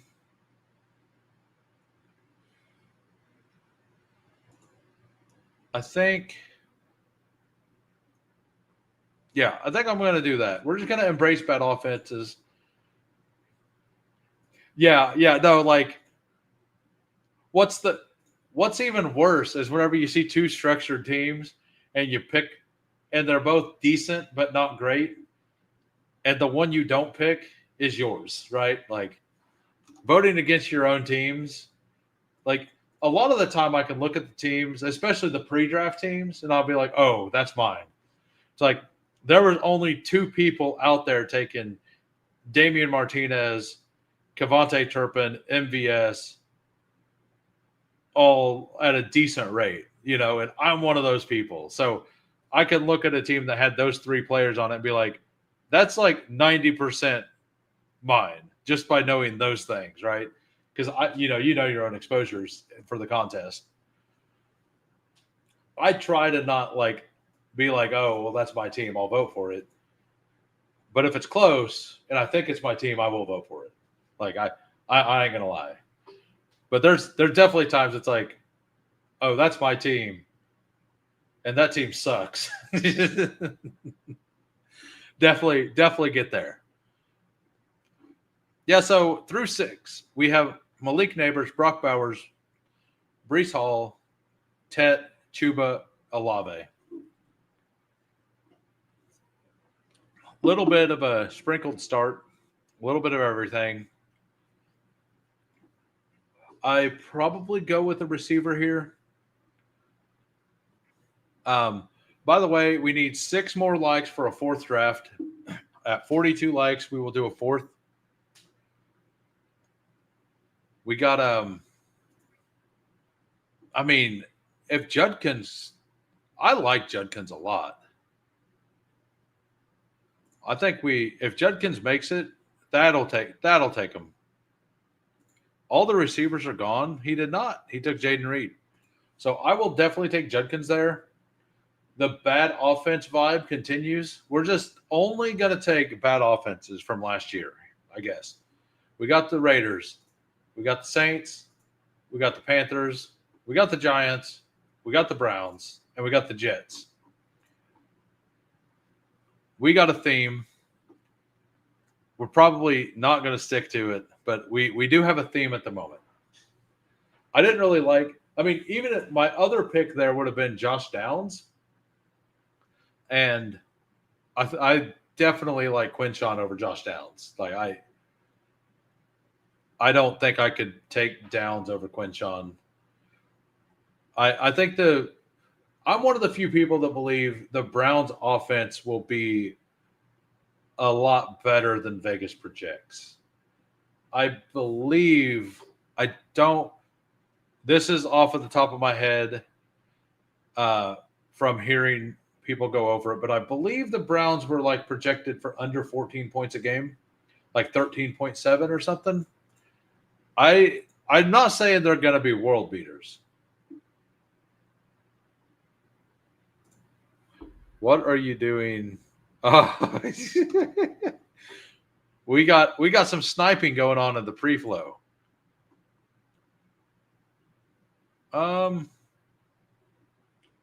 This team, I don't take any Michael Pittman, but this team can use Michael Pittman. Number one, because a little stability there, so I can take some shots will make sense. And number two, got to stick with the theme. Got to stick with the theme. He had Mahomes and no Broncos. But what if Bo Nix rushing is what you need in Week 17 versus the Mahomes stack that got you there? Do you know who your top 5 drafted players are in the normal draft, BBM? 12? Yes. Rashee Rice, number 1. I mean, I could just look over after this draft, we could just look at my exposures. I don't care. It's like Rashee Rice, Pat Bryant's close. Like, Pat Bryant's falling because I was taking him in round 16 every single time. Now he goes in the 14th sometimes, and I don't love chasing him all the way up there. So another one is Drake May. Drake May's my number 1 quarterback for sure. Then who else? Omarion Hampton is reasonably close up there. You got Fields, Kyle Williams, Thielen is up there. Yeah, so Thielen's at 24%. I have 24% Thielen. I have a little bit more Rashee Rice. And I have like 20% Jarquez Hunter. I'm not sure if he's up there or not, but I do really like Jarquez. All right, so we are hoping this is not the board I wanted to see coming back. To be 100% honest, this is not at all what I wanted to see coming back. I do think I just take Trey Harris again. This team has like no correlation right now. Just kind of taking dudes. We do have this Week 17 bring back thing. Well, like, yeah, I prefer the Bo stack with Pat Bryant. Honestly, I think if you take the cost of Pat Bryant and Bo versus the cost of Cortland Sutton and Bo, I just prefer that one. And you can also tack on either Vele or I don't think you want Vele and Pat Bryant because I think they'll have the same thing. But Pat Bryant and I really like him. Bo, I don't think he's one of those that don't need to be stacked to take. To me, like I don't think he does. Now, I don't take him in front of a friend if that friend has Cortland Sutton very often. I'm not saying I'll never do it, but all right. So I would love to get either one of these. Yeah, we will take Cam Scadaboo, build out the Neighbors. I know I've done this a couple times now, got Neighbors, Scadaboo, and Bowers, but I like it. Like that, if that game is the game you need, I think Scadaboo is going to be part of it.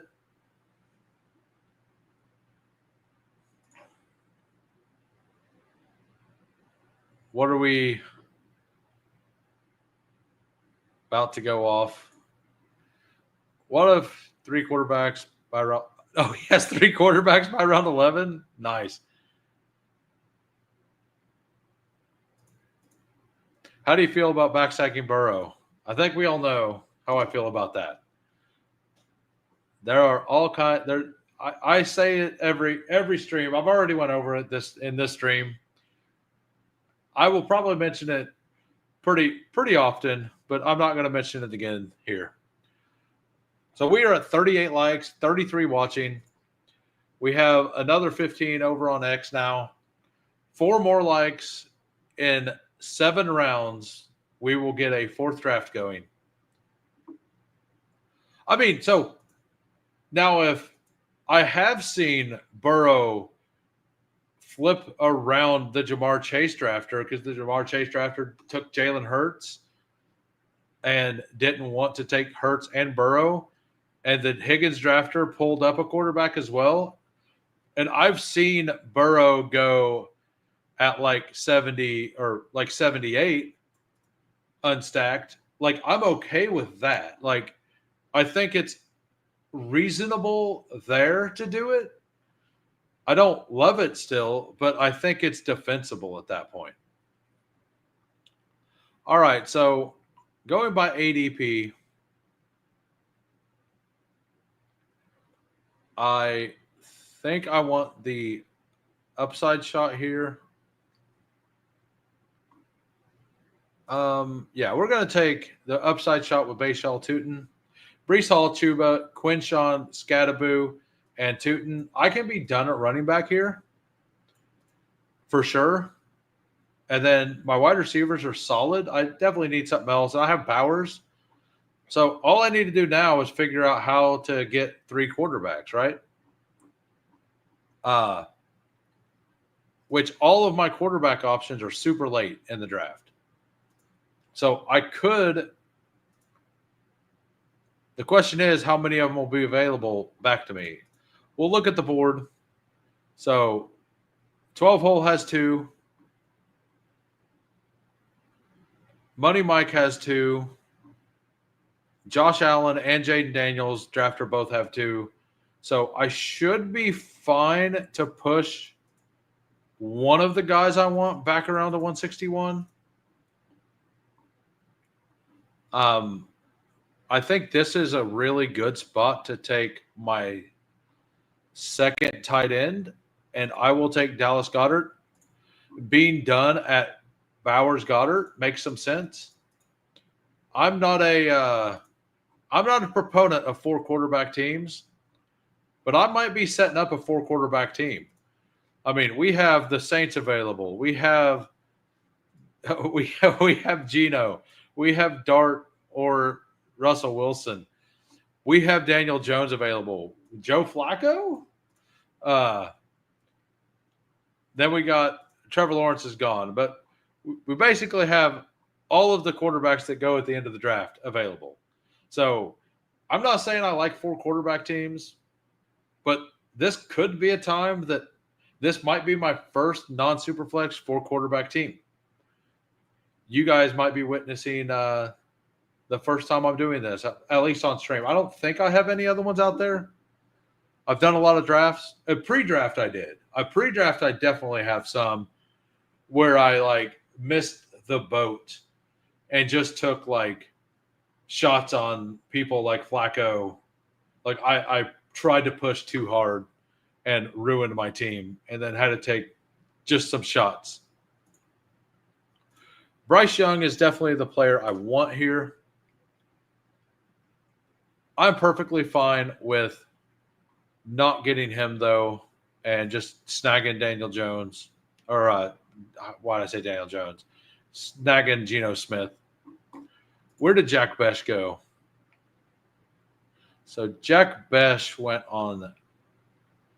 Is he still out there? He is still here.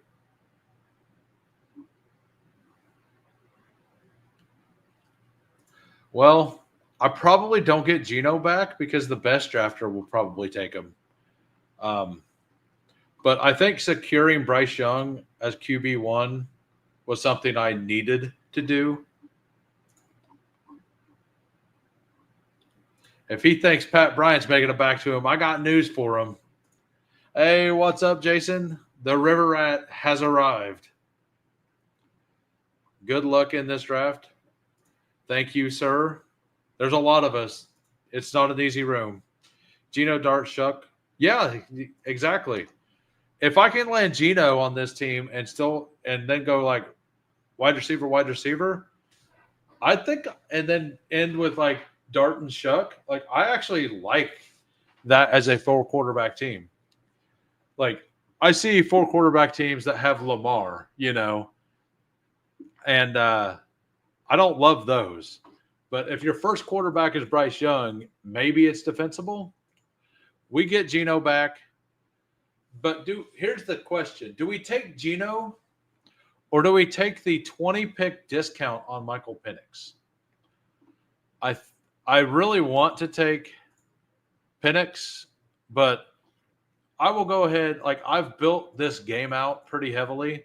So since I was invested in that game heavily, if I didn't have Neighbors and it was just Bowers and Cam Scatterboo, I would have probably taken the ADP value on Penix. But since I am very invested into this game, yeah, I'm going to go ahead and take this game stack that I've forced. Oh yeah, pushes in the big board. Yeah, yeah, they really did. There were some ugly ones, and like there were some ugly super flexes too. I did one where I was picking out of the 11 hole, and it was early in the cycle, and I was like, let's see what happens. It wasn't on stream, but I'm like, let's see what happens if I don't take a quarterback in the first 4 picks, picking at the 11 hole. I had some players, I'll tell you that. And then I ended up with 6 quarterbacks, but I still got Daniel Jones and Anthony Richardson to secure that room. And I got Sam Darnold and Jalen Milroe to secure that room. And then I took 2 shots on guys. So I ended up with 2 quarterbacks, most likely, with some absolute studs and like Mariota and something.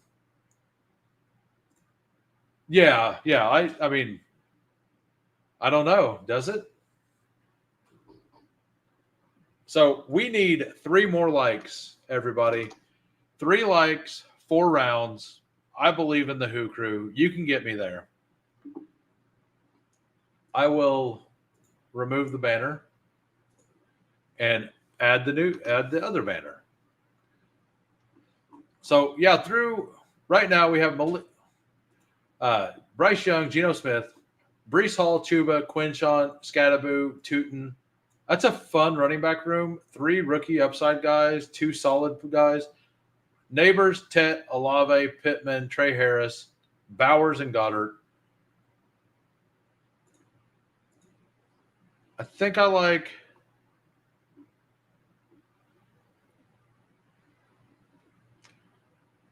Jalen Noel there.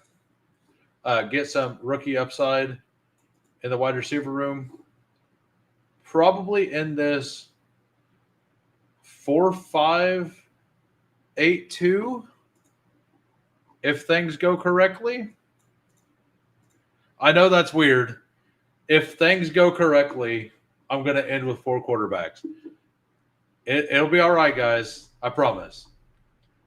This team is definitely finishing 9th in the pod, right? Like that's what we have going on here.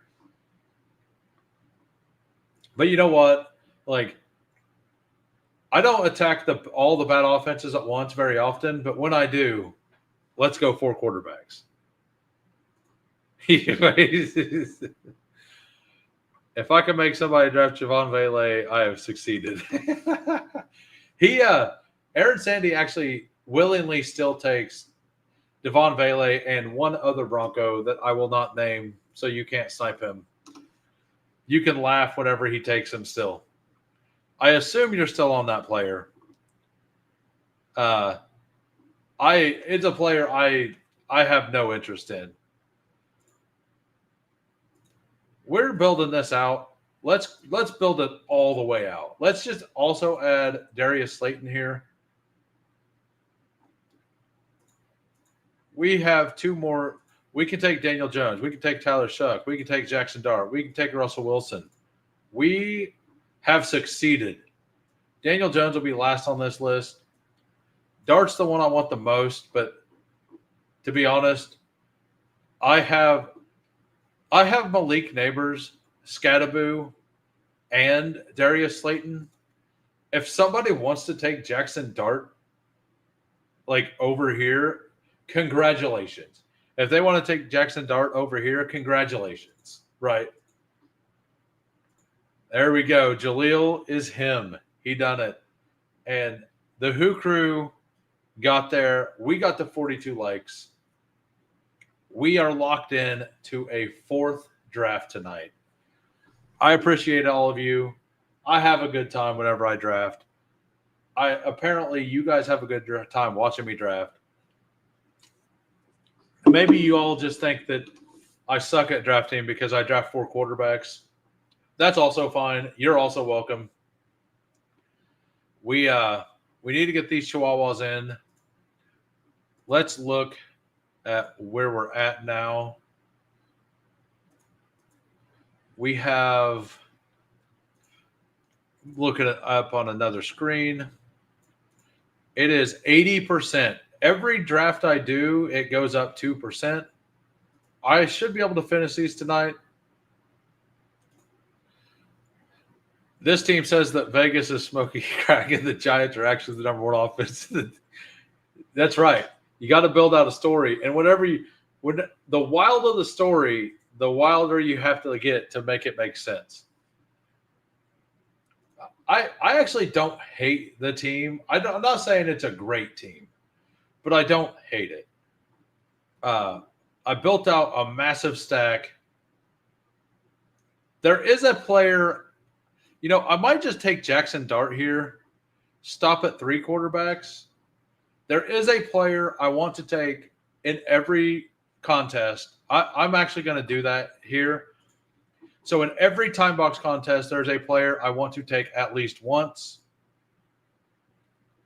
And I do not believe I have taken that player yet. I'm looking through my teams right now in another browser. If that player makes it back, this will be the team. Some of you already know it's a player that I can't quit. I'm not like investing a bunch into him now, but we have not taken him yet. So we will do that. I've been waiting to get a team that it makes sense to take on. So that is what we're doing. Like Bryce Young, Geno Smith, Dart might not be enough. The right call may be to actually take Daniel Jones. But we're vibing. We're having fun right now. So put in the chat what you think the pick will be. See if you can guess. I'm guessing that some of you can guess.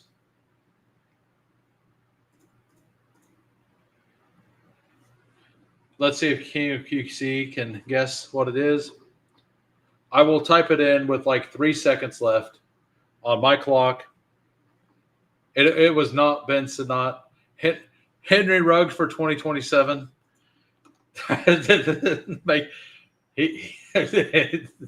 I took Henry Ruggs in a dynasty today. There we go. J Lives was on track. Damian Martinez. I don't think he's like in a time box contest. There'll be like 15 shares of this guy in the entire contest. Carolina's run defense was the worst in the league last year by 600 yards with 3,000. Number 2 was 2,400. They're improved, but not that improved. I already have the Carolina stack going.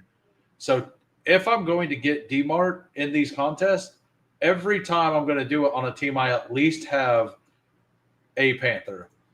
And with this building out the stack, it makes sense if I'm going to still take him here and there for this to be the team I do it on. I was 37%. So I don't want to take him very much now, obviously, but like there's been the trade rumors right around Seattle.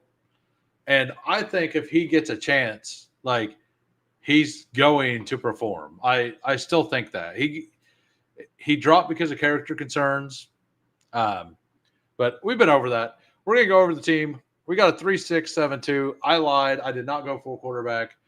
I couldn't bring myself to do it when my boy was still there, and I had the Carolina stack. Oh, we got Bryce Young, Geno Smith, Jackson Dart, Brees Hall, Chuba, Quinshawn, Scadaboo, Bayshaw Tootin, Damian Martinez. This looks like a big board team. Malik Neighbors, Tet McMillan, Chris Olave, Pittman, Trey Harris, Jalen Knoll, Darius Slayton, Bowers, and Goddard. And it looking like a pre-draft team that's not necessarily a compliment. If you there was it was what, the 6-hole first time in here. Dak 44 Lamb. Say something in chat again. Rick Mencruiser. We will go through his team. He's got way more projected points than me. Quarterbacks. He's got a 3.663. So hopefully he got enough wide receiver capital. I believe in him. Drake May, JJ McCarthy, Tua at a 15 pick discount. Saquon at 6. Travion, Garindo, Eckler, Miles Sanders, Taj Brooks. That's just very solid. You got a stud. You got a second guy that should get volume every week, and then Eckler fills in for volume every week, and then a couple major shots. I mean, the room makes sense. I really like Eckler with like Taj Brooks plus Henderson plus Garindo, because Garindo's like a contingent guy. So is Taj Brooks. But like Eckler helps fit this room in pretty well. Like it guarantees you points every week. And then Ladd, Devonta, Jalen Waddle, Steph Diggs, Brandon Ayuk. And then we got TJ Hawkinson, Hunter Henry, Mason Taylor. I personally would have added a 7th wide receiver only because it's Brandon Ayuk. Like, if Brandon Ayuk misses 6 weeks, yes, he'll be back by the time that you need him. But you will only have 5 receivers for 6 weeks, assuming the pup thing is real. So, if he lands on pup like is expected right now, it will be hard to get you might get way behind at wide receiver points early, but you do have studs. So it's possible. And if you can inch this into the playoffs, like it is a very strong team for that. So I probably would have just, because you have Ayuk, out of the 7th, but that's just nitpicking. I like the team. I love Ladd, Adams, and Devonta Smith and Diggs as picks. And I'm definitely warming up to Jalen Waddle right now. All right, we are about to enter the Chihuahua 20 seconds. I will enter in 10 seconds. 10-ish seconds. There we go. That feels about right. Waiting for 8 again.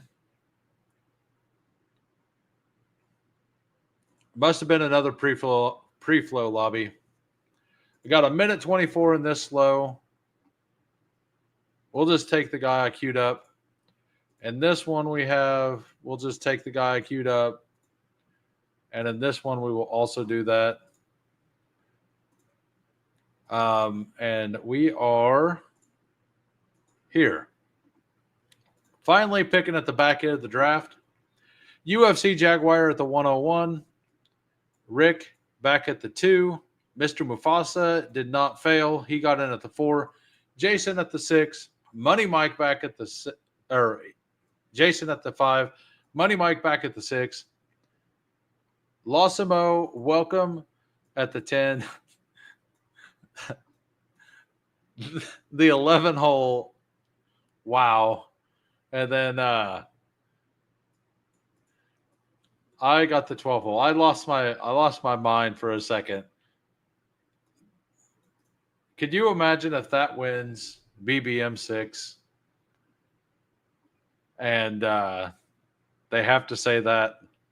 Like every time I read a name that's like inappropriate, I laugh regardless of how inappropriate it is because I just picture Josh Norris having to say it on TV. It's like,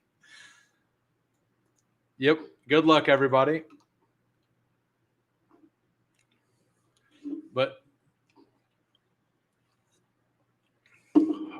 actually, I haven't been picking at the 12 hole very often. Like I pick that all the time in the Superflex.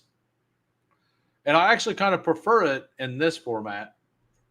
Like you almost guarantee an elite quarterback if you want one.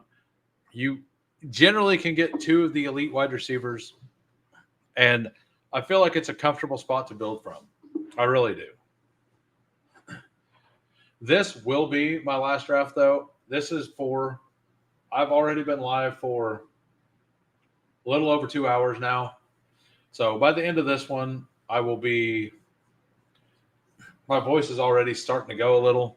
So, and tomorrow, for those of you who will be back tomorrow, I stream at 4 p.m. Central Time every weekday. Tomorrow, JT Bestball, who probably goes live a little after this,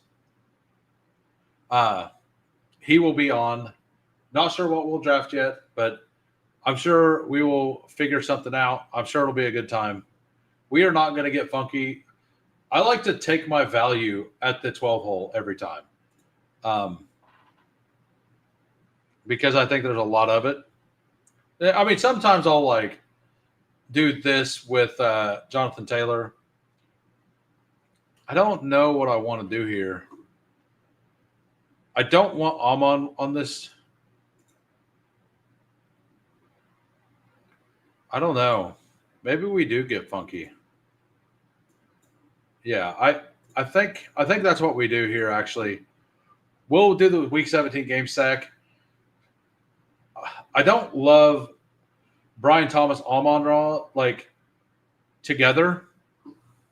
I don't really care that much about the Week 8 bye thing, but I'm also lesser on Amon Ra than most of the other players in this range.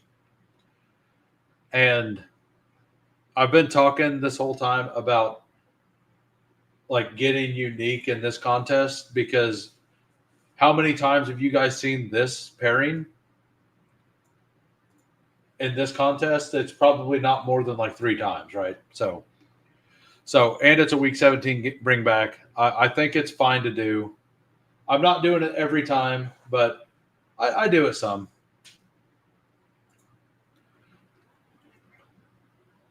Thomas Taylor, I would love. Yeah, I've done this a couple times in other contests already. I actually brought Brian Thomas up to like the 5 hole once to do it to try to get Trey McBride back because at that time Trey McBride was falling a little bit. I wasn't successful, but I felt like that would be a really fun start with like Brian Thomas, Jonathan Taylor, and Trey McBride. Because in all honesty, like I definitely want like Puka, Neighbors, and CD over Brian Thomas. But if I get Brian Thomas, I don't feel that much worse than if I had those other players, right? So flipping the board with him or with Nico, to me, makes sense.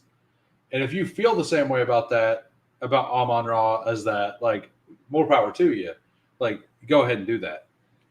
So we get a Justin Jefferson, Brock Bowers start. I love it. I've been hoping to get this start in all of my drafts. Like this is like my dream start. Jefferson Bowers. No pressure, sir. You got Jefferson Bowers. No pressure. Welcome, Chris. Chris Negus. He is this name right here. I passed you Amon Ra I will probably pass Amon-Ra to the 14-15 a lot. I force my. He's one of those players that I force myself to click here and there. I don't make it all the time, but I do mix it in here and there. I don't want to be completely out. Hey, we've got 3 subs tonight. Thank you all. We are 26 subs away from the goal. If we get 3 a day, that will put us there next week. So if we can continue the steam next week sometime, maybe we can get that scheduled for the blindfold draft. I will definitely take Mike Evans. Let's get weird. We were talking about it. I was like, I don't think so. Man, Kyron is such a hard click. Does anybody else think he's like an insanely hard click? Yeah, we're going to take Hampton. We're going to take 2 players that are on this side of the board with 2 players from the other side of the board. I doubt Hampton's going to be paired with Brian Thomas Jr. like at all, anywhere. Because if people are going to be pulling up Hampton, they're probably doing it with Nico for the Week 17 game stack. So I think this will be reasonably rare to have BTJ with Hampton, like in itself. I was planning to do elite quarterback there, but I can't do elite quarterback. Why not? So if you do elite quarterback, elite tight end, like to me, it's fine as long as you stop. Like you can't also take, like if it's Lamar, you don't have the capital to also take like Mark Andrews on that team. It would force you to go Bateman over Andrews, and you'd have to probably pull obviously you're going to take Flowers there, right? But you would take you have to force running back and receiver after for a while, like because you have to get back at both positions, right? So you probably like you lock yourself into like a 0 RB, but there's good running backs here at the 6-7 turn. So if you do it like the way I like to do it is you can go wide receiver, quarterback, running back, like even a rainbow start. Like I like rainbow starts. And then if you take your next 2 picks or wide receiver, they usually turn out reasonably well. And it's one of those things that if your first round was a wide receiver, then make that next pick a running back.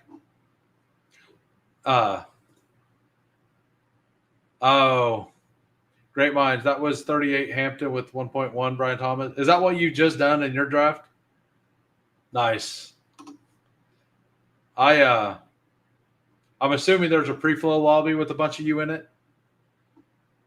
But yeah, like if I had a Bijan and then I went Bowers, Lamar, wide receiver, I'm going to lean into hero running back, right? But I'm not going to take another running back until like round 9 or 10. I'm just going to take like 6 straight wide receivers to get back.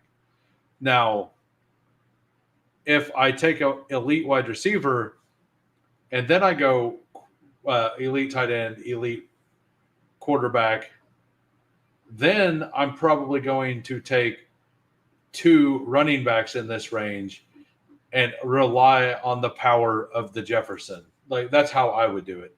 And that's kind of what you're doing here, right? Because you got the bring back there. Like that's exactly how I would do this. And then you just smash receiver the next few rounds. I would love Travis Hunter back here. I would absolutely love it. I know who I want here. We'll see if it happens. I want Joe Burrow. I want unstacked Joe Burrow. Now, I just want my two top guys here. We got, so through 6, we got Jonathan Taylor, Omarion Hampton, wide receivers, Brian Thomas Jr., Mike Evans, Roma Dunze, Jordan Addison. So we're building out this week 17. Where is the Travis Hunter drafter is almost definitely going to take Trevor Lawrence at the 129 spot, and I won't get a chance at him, which means, like, so understanding the board is also something you kind of want to do. Like, I'm going to look at this board here. I would love to get that stack, but that means since he goes later, I probably need to lock up either Mike Evans or Caleb Williams. Like, so Baker Mayfield, lock him up at the 84, 85 if I want him, or to see if Caleb, because Caleb has been falling, like try to get Caleb down there. And I don't know, it'll depend on what decisions are here at the turn, but I like looking ahead a little bit. Like, while I stream, I don't always pay as close of attention because I go on tangents. I generally pay some attention, but whenever I'm at the corners, I think when you're at the edges of the draft, it pays exponentially to pay more attention to the draft board and where people that could steal your stacks have players, right? So 2.1, I'm not very high on Caleb Williams right now in percentages. So I get it. All the other ones are pretty high. Like, all the other quarterbacks are starting to drop too, right? And I think the other one's value was better. Caleb is getting to where his value is better to me. And everybody goes after all the Niners because everybody wants to be involved in the Niners offense, so they're a little harder to get. Yeah, and you're building this exactly like I would. Like, I don't love Shakir as a player, like for best ball. And I don't mind Jacoby. I don't get to him a lot because I like to take the shots on Ricky P and Matthew Golden, but you didn't have that option here. But going with only one wide receiver through 5, I think Jacoby Myers, Khalil Shakir is like the smartest way you can build this. Secure your floor and then take shots afterwards. Like, get you a Jaden Higgins, a Trey Harris, even pull up Rashid Shaheed, something like that. Like, take shot guys now to get back to make up for the fact you don't have the power there, right? And I'm sure that's what you're doing. I've talked about that before, layering that. I think it would make a lot of sense. And, like, I think you're building in a very smart way. I definitely want this man, but I am perfectly fine with one of these as well. I like a lot of these players. Question is Jonathan Taylor okay? I don't have to make that decision. Where is the Godwin drafter? The Godwin drafter is right here. You know, I am going. Do I want Pollard or Pacheco? That's my question. Do I want Tony Pollard or Isaiah Pacheco? I think I want Pacheco here. Yeah. So through 8, we have Jonathan Taylor, Hampton, Isaiah Pacheco, Brian Thomas, Mike Evans, Roma Dunze, Jordan Addison, and Darnell Mooney. Darnell Mooney gives, like, the one reason I wanted him a lot. Number one, I think it's a tier break. But number 2, if I want to push for the hope to get the Trevor Lawrence, like I don't force myself to have to take 2 quarterbacks here. It allows me to just take one. Like it also allows me to push Baker to try to get value on Baker. And if Baker's not there, Caleb is probably there, but maybe not.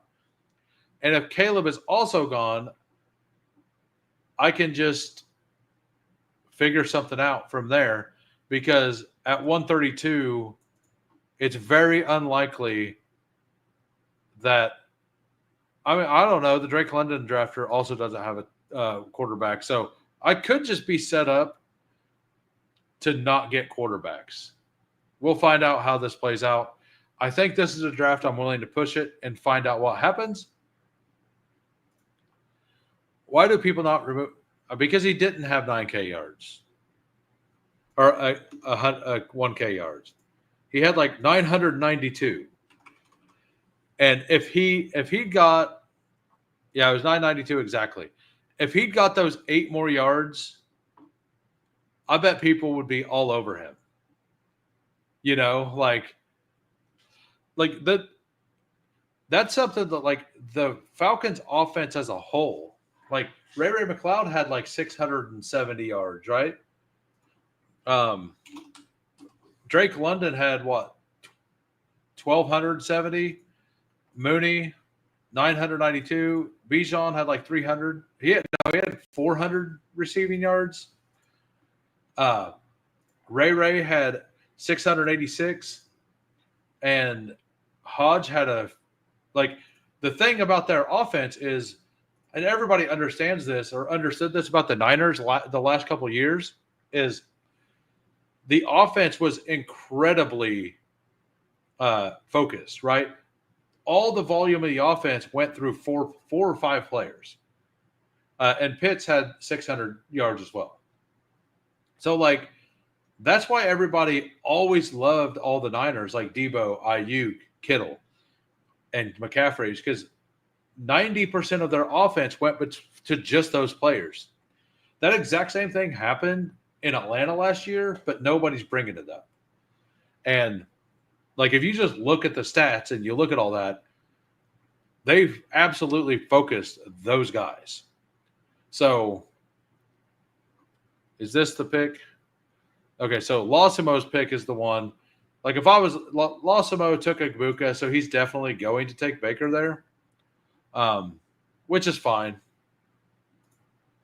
Yeah, they added 0 people on offense. Nobody. I think they might have added like a lineman or something, but you better be taking Baker if you want him. And Lego, my Caleb. We will definitely take him. We will probably also take Mark Andrews. We might just take Evan Ingram. I've been forcing myself to click the Evan Ingram. I think Andrews is like 10 picks mispriced. So I can't take Andrews with like, and some people believe, and I'm 50%. There's a 50% chance that I'm wrong on this, but I can't believe Mark Andrews isn't like 10. Like I think that Andrews should be going where Kelsey generally goes, and Kelsey should be going down here. But I don't mind the Ingram price, but I never make it with Andrews on the board. Oh yeah. Yeah, that's exactly. You were typing it as I was speaking it, I believe. Yeah, I am not scared of Nick Nash, not after that 40 time. But yeah, like they are an incredibly concentrated offense that looked like they were really popping last year with Penix whenever Penix finally got to play.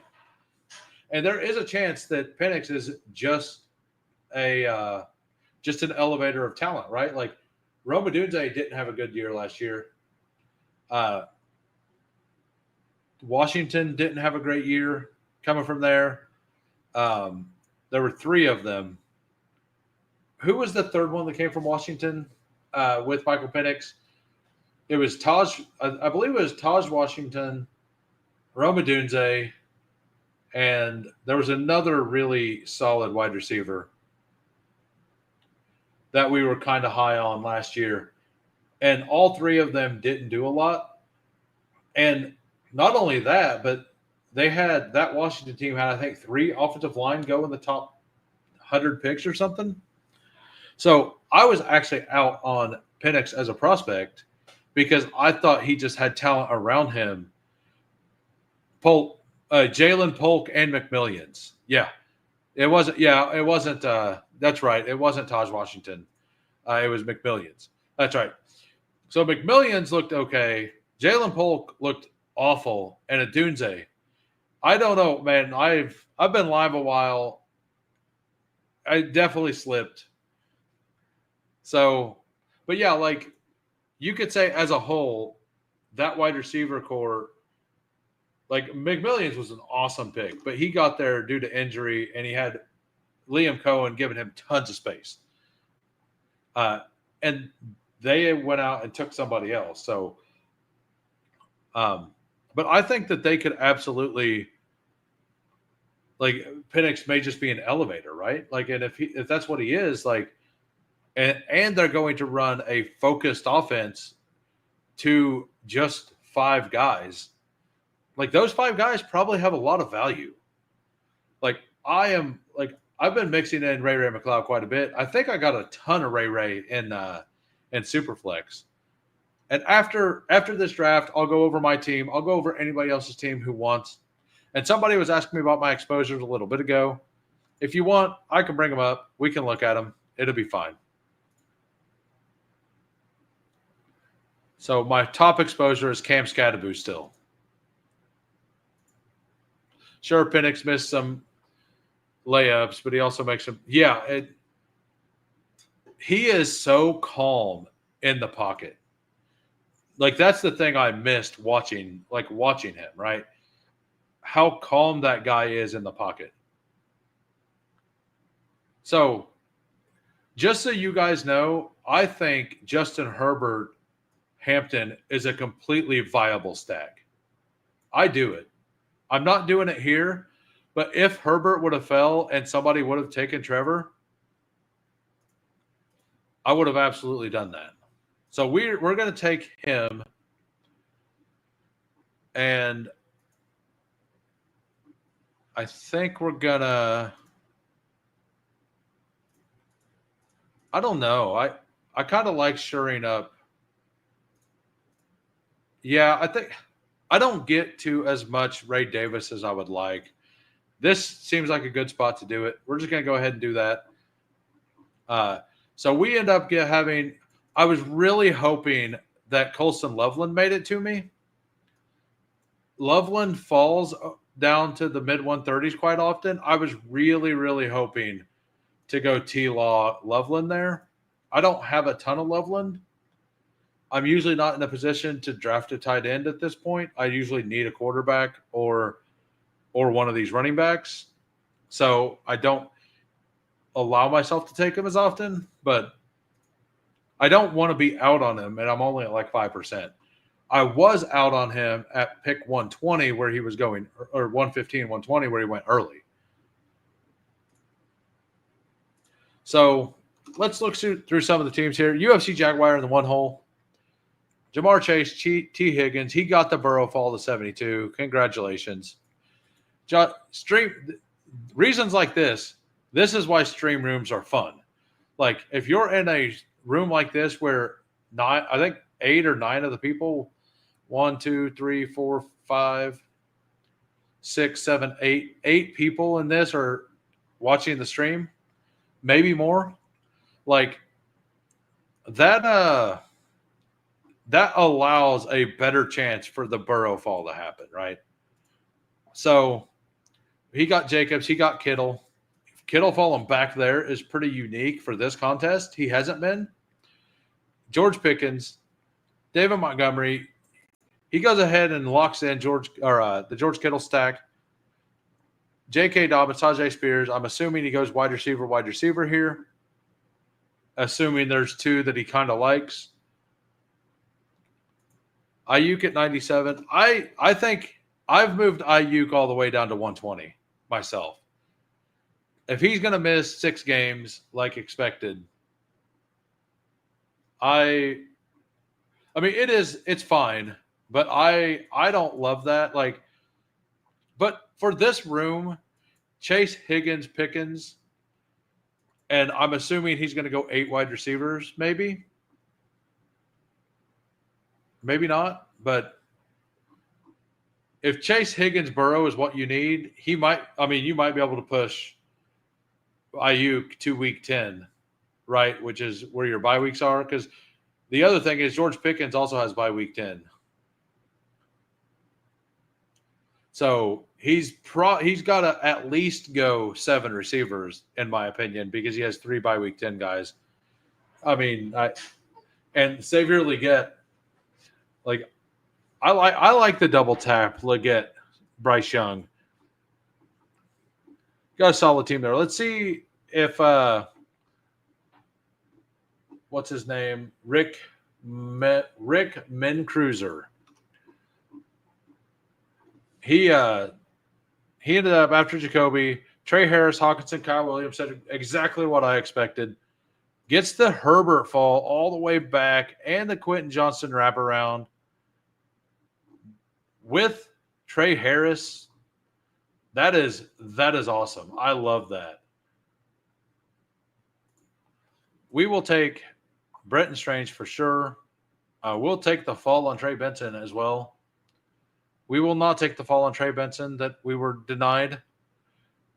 We were absolutely denied. We're taking Brenton Strange.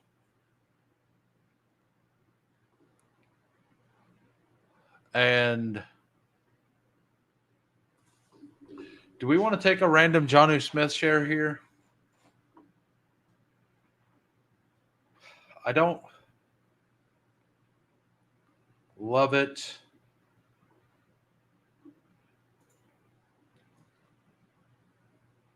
Yeah, we'll do it. We'll take a Jonnu Smith share here.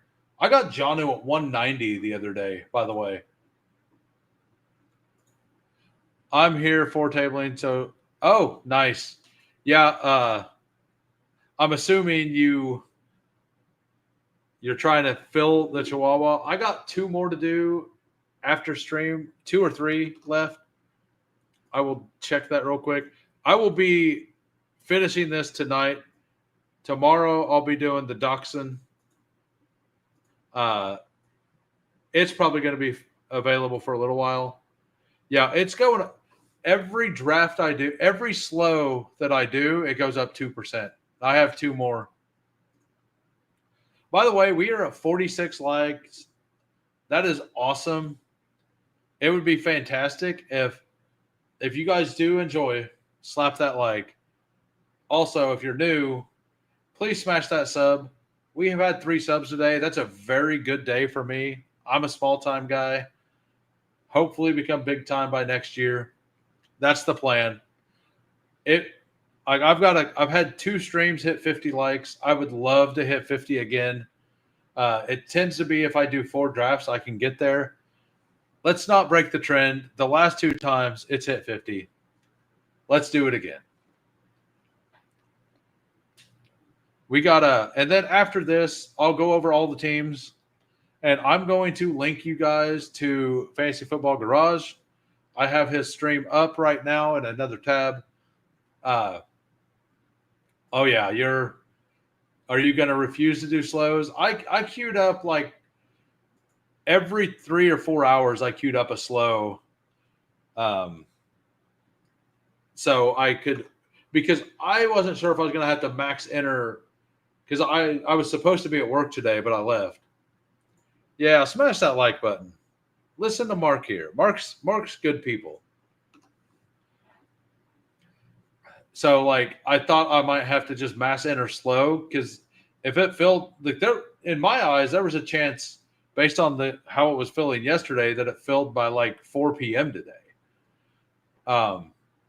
Because yesterday people were still out doing things. Today people were probably home doing more stuff at their house, which meant more people were going to just hammer this. So I don't regret doing it, but yeah. We tomorrow night we will be doing, and JT Bestball. Well, I don't know.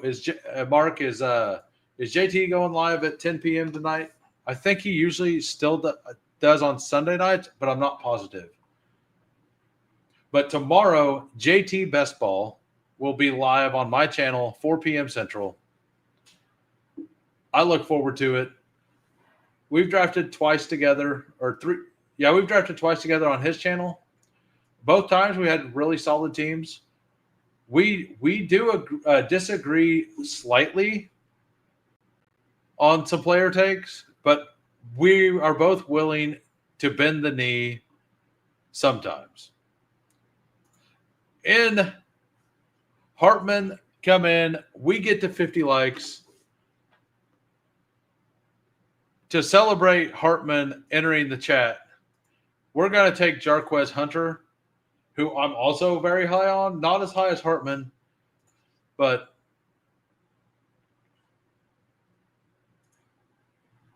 yeah, okay, thank you. Well, so yeah, JT Bestball is the channel name. You might he only has I don't know how many subs. It's a little over 100, I think. So it'll be harder to find if you search for it. But if you like late night content, he goes on at 10 p.m. Central every week or every weeknight. Confirmed tonight. Yeah, no, I mean, I'm assuming you have almost as much Chiron as I have. I have 1.4%, and I honestly don't know where that 1.4 came from.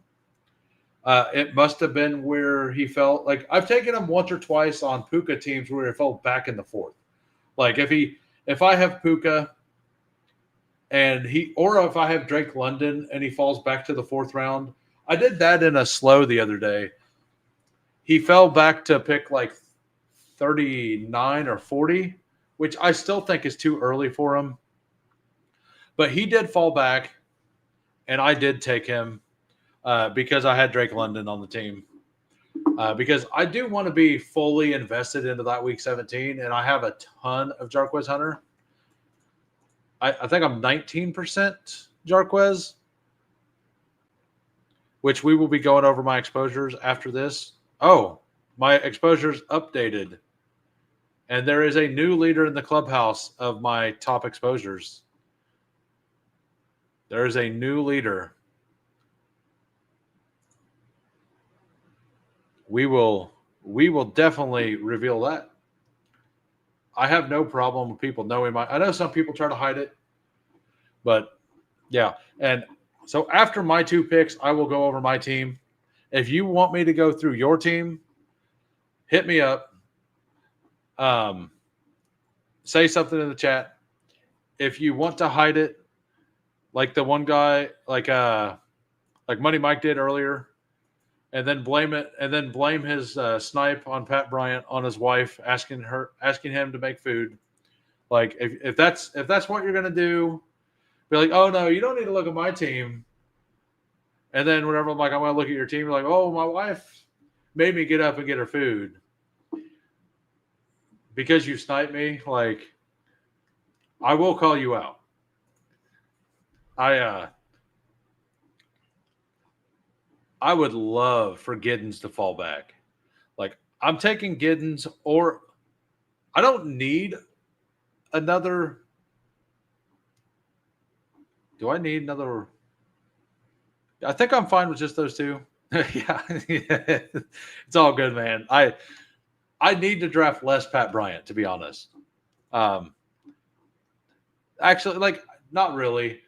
I need to draft less Pat Bryant in Eliminator, because in Eliminator he falls all the way to like 190, like often. All right, so do we want?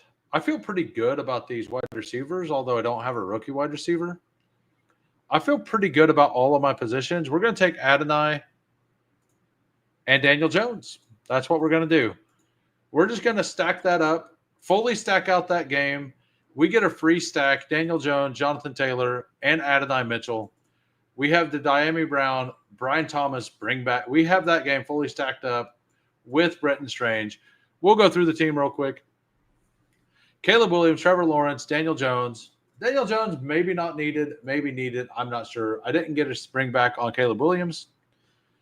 RBs, Jonathan Taylor, Omarion Hampton, Isaiah Pacheco, Ray Davis, and the GOAT, as Hartman would say, Jarquez Hunter.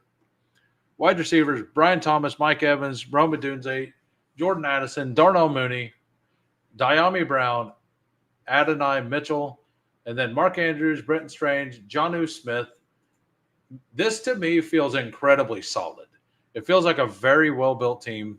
I really like it. Even though I gave up a little EV by bringing up Taylor to do the BTJ thing, I think it worked out very well. I wasn't planning on taking Daniel Jones, and maybe that pick should have been another running back. But I think these 5 can work. So, and I don't like. I think the Jonnu pick is the one that if I were to change something, it would be the Jonnu pick. I just kind of took it because it's some value. I think that 157-ish is kind of where he should be going. But nobody said anything about a review. We will go to my exposure tab. This is my current exposures through. Well, let's hit the review.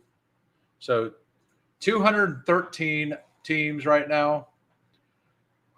So this will be skewed a little bit at wide receiver because I took 13 shares of Puka Nacua in the Schauser 2 just to make a stand on it.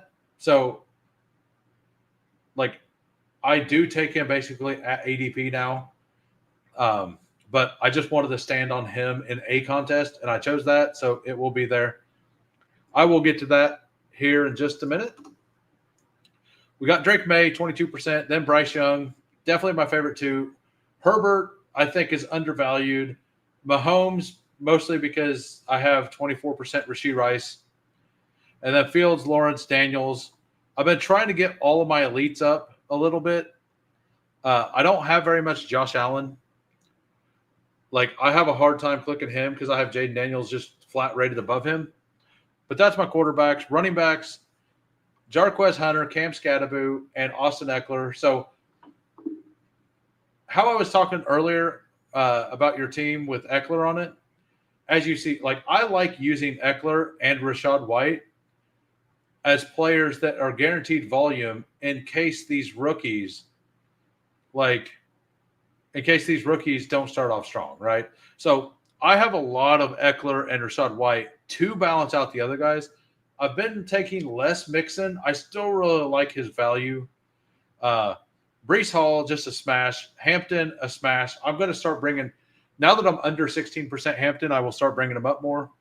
But there's my top there. Wide receivers, Rashee Rice, Adam Thielen, Pat Bryant, Golden, Godwin, Diggs. Puka, like I said, that one will be skewed a little. Kyle Williams, which makes sense, like both of the New England receivers. And then Jaden Higgins down here. I feel like he's kind of a tier break. Ladd up at 14%. And then I've been hammering Jack Best now that he's falling. And then tight ends, Mason Taylor, Kittle, Gesicki, Ferg, Hunter Henry, same reason, backstacking. Over on Bowers a little, over on Andrews a little. And if I'm in the last 2 rounds and I need a tight end, Juwan Johnson is like one of my go-tos. All right, so we'll go back to this. And the 4-hole one of the review, Mr. Mufasa, 3672, Kyler Murray, Michael Penix, and Geno Smith. Double bye week 8. At first, I thought that said all 5, but I was like, wait a minute, that ain't right. CMC at 4 to get unique. Caleb Johnson, Brian Robinson, Austin Eckler, Jerome Ford, Kyle Monangai. I can't bring myself to take Ford, but I understand it. Rashee, Sutton, Waddle, Ricky Pearsall, Luther Burden, Dante Thornton, Michael Wilson, Trey McBride, and David Njoku. You don't. So, yeah, you've got the double stack for Arizona, no Cincy, which is fine. You try to build out this a little bit. That didn't work out either. But your structure is really good. Like, I probably don't add one of these two running backs. Like, one of them, just pick one. Like, with CMC, Caleb Johnson, Brian Robinson, and Eckler, like, but I don't know. You're not weak anywhere. So, actually, yeah, I think the extra running back shot was right. I think I stand corrected. That was correct. Rasheed, yeah, you're solid everywhere. I really like this. And you took Pearsall early. I think Pearsall's ADP is going to slide up as well. A couple rookie shots. Like, two players I like pretty much refuse to take in Michael Wilson and Jerome Ford. I've went over the Michael Wilson thing before, but it is a stack and it is 10 picks past ADP. I have clicked him when he's there in the 19th or the 19th round. In like the 18th round, I will click him here and there. I panic picked him the other day in the eliminator. Yeah, I could tell. I could tell that you got sniped at quarterback. But, like, you built it out. It works. You backstacked the Dante Thornton.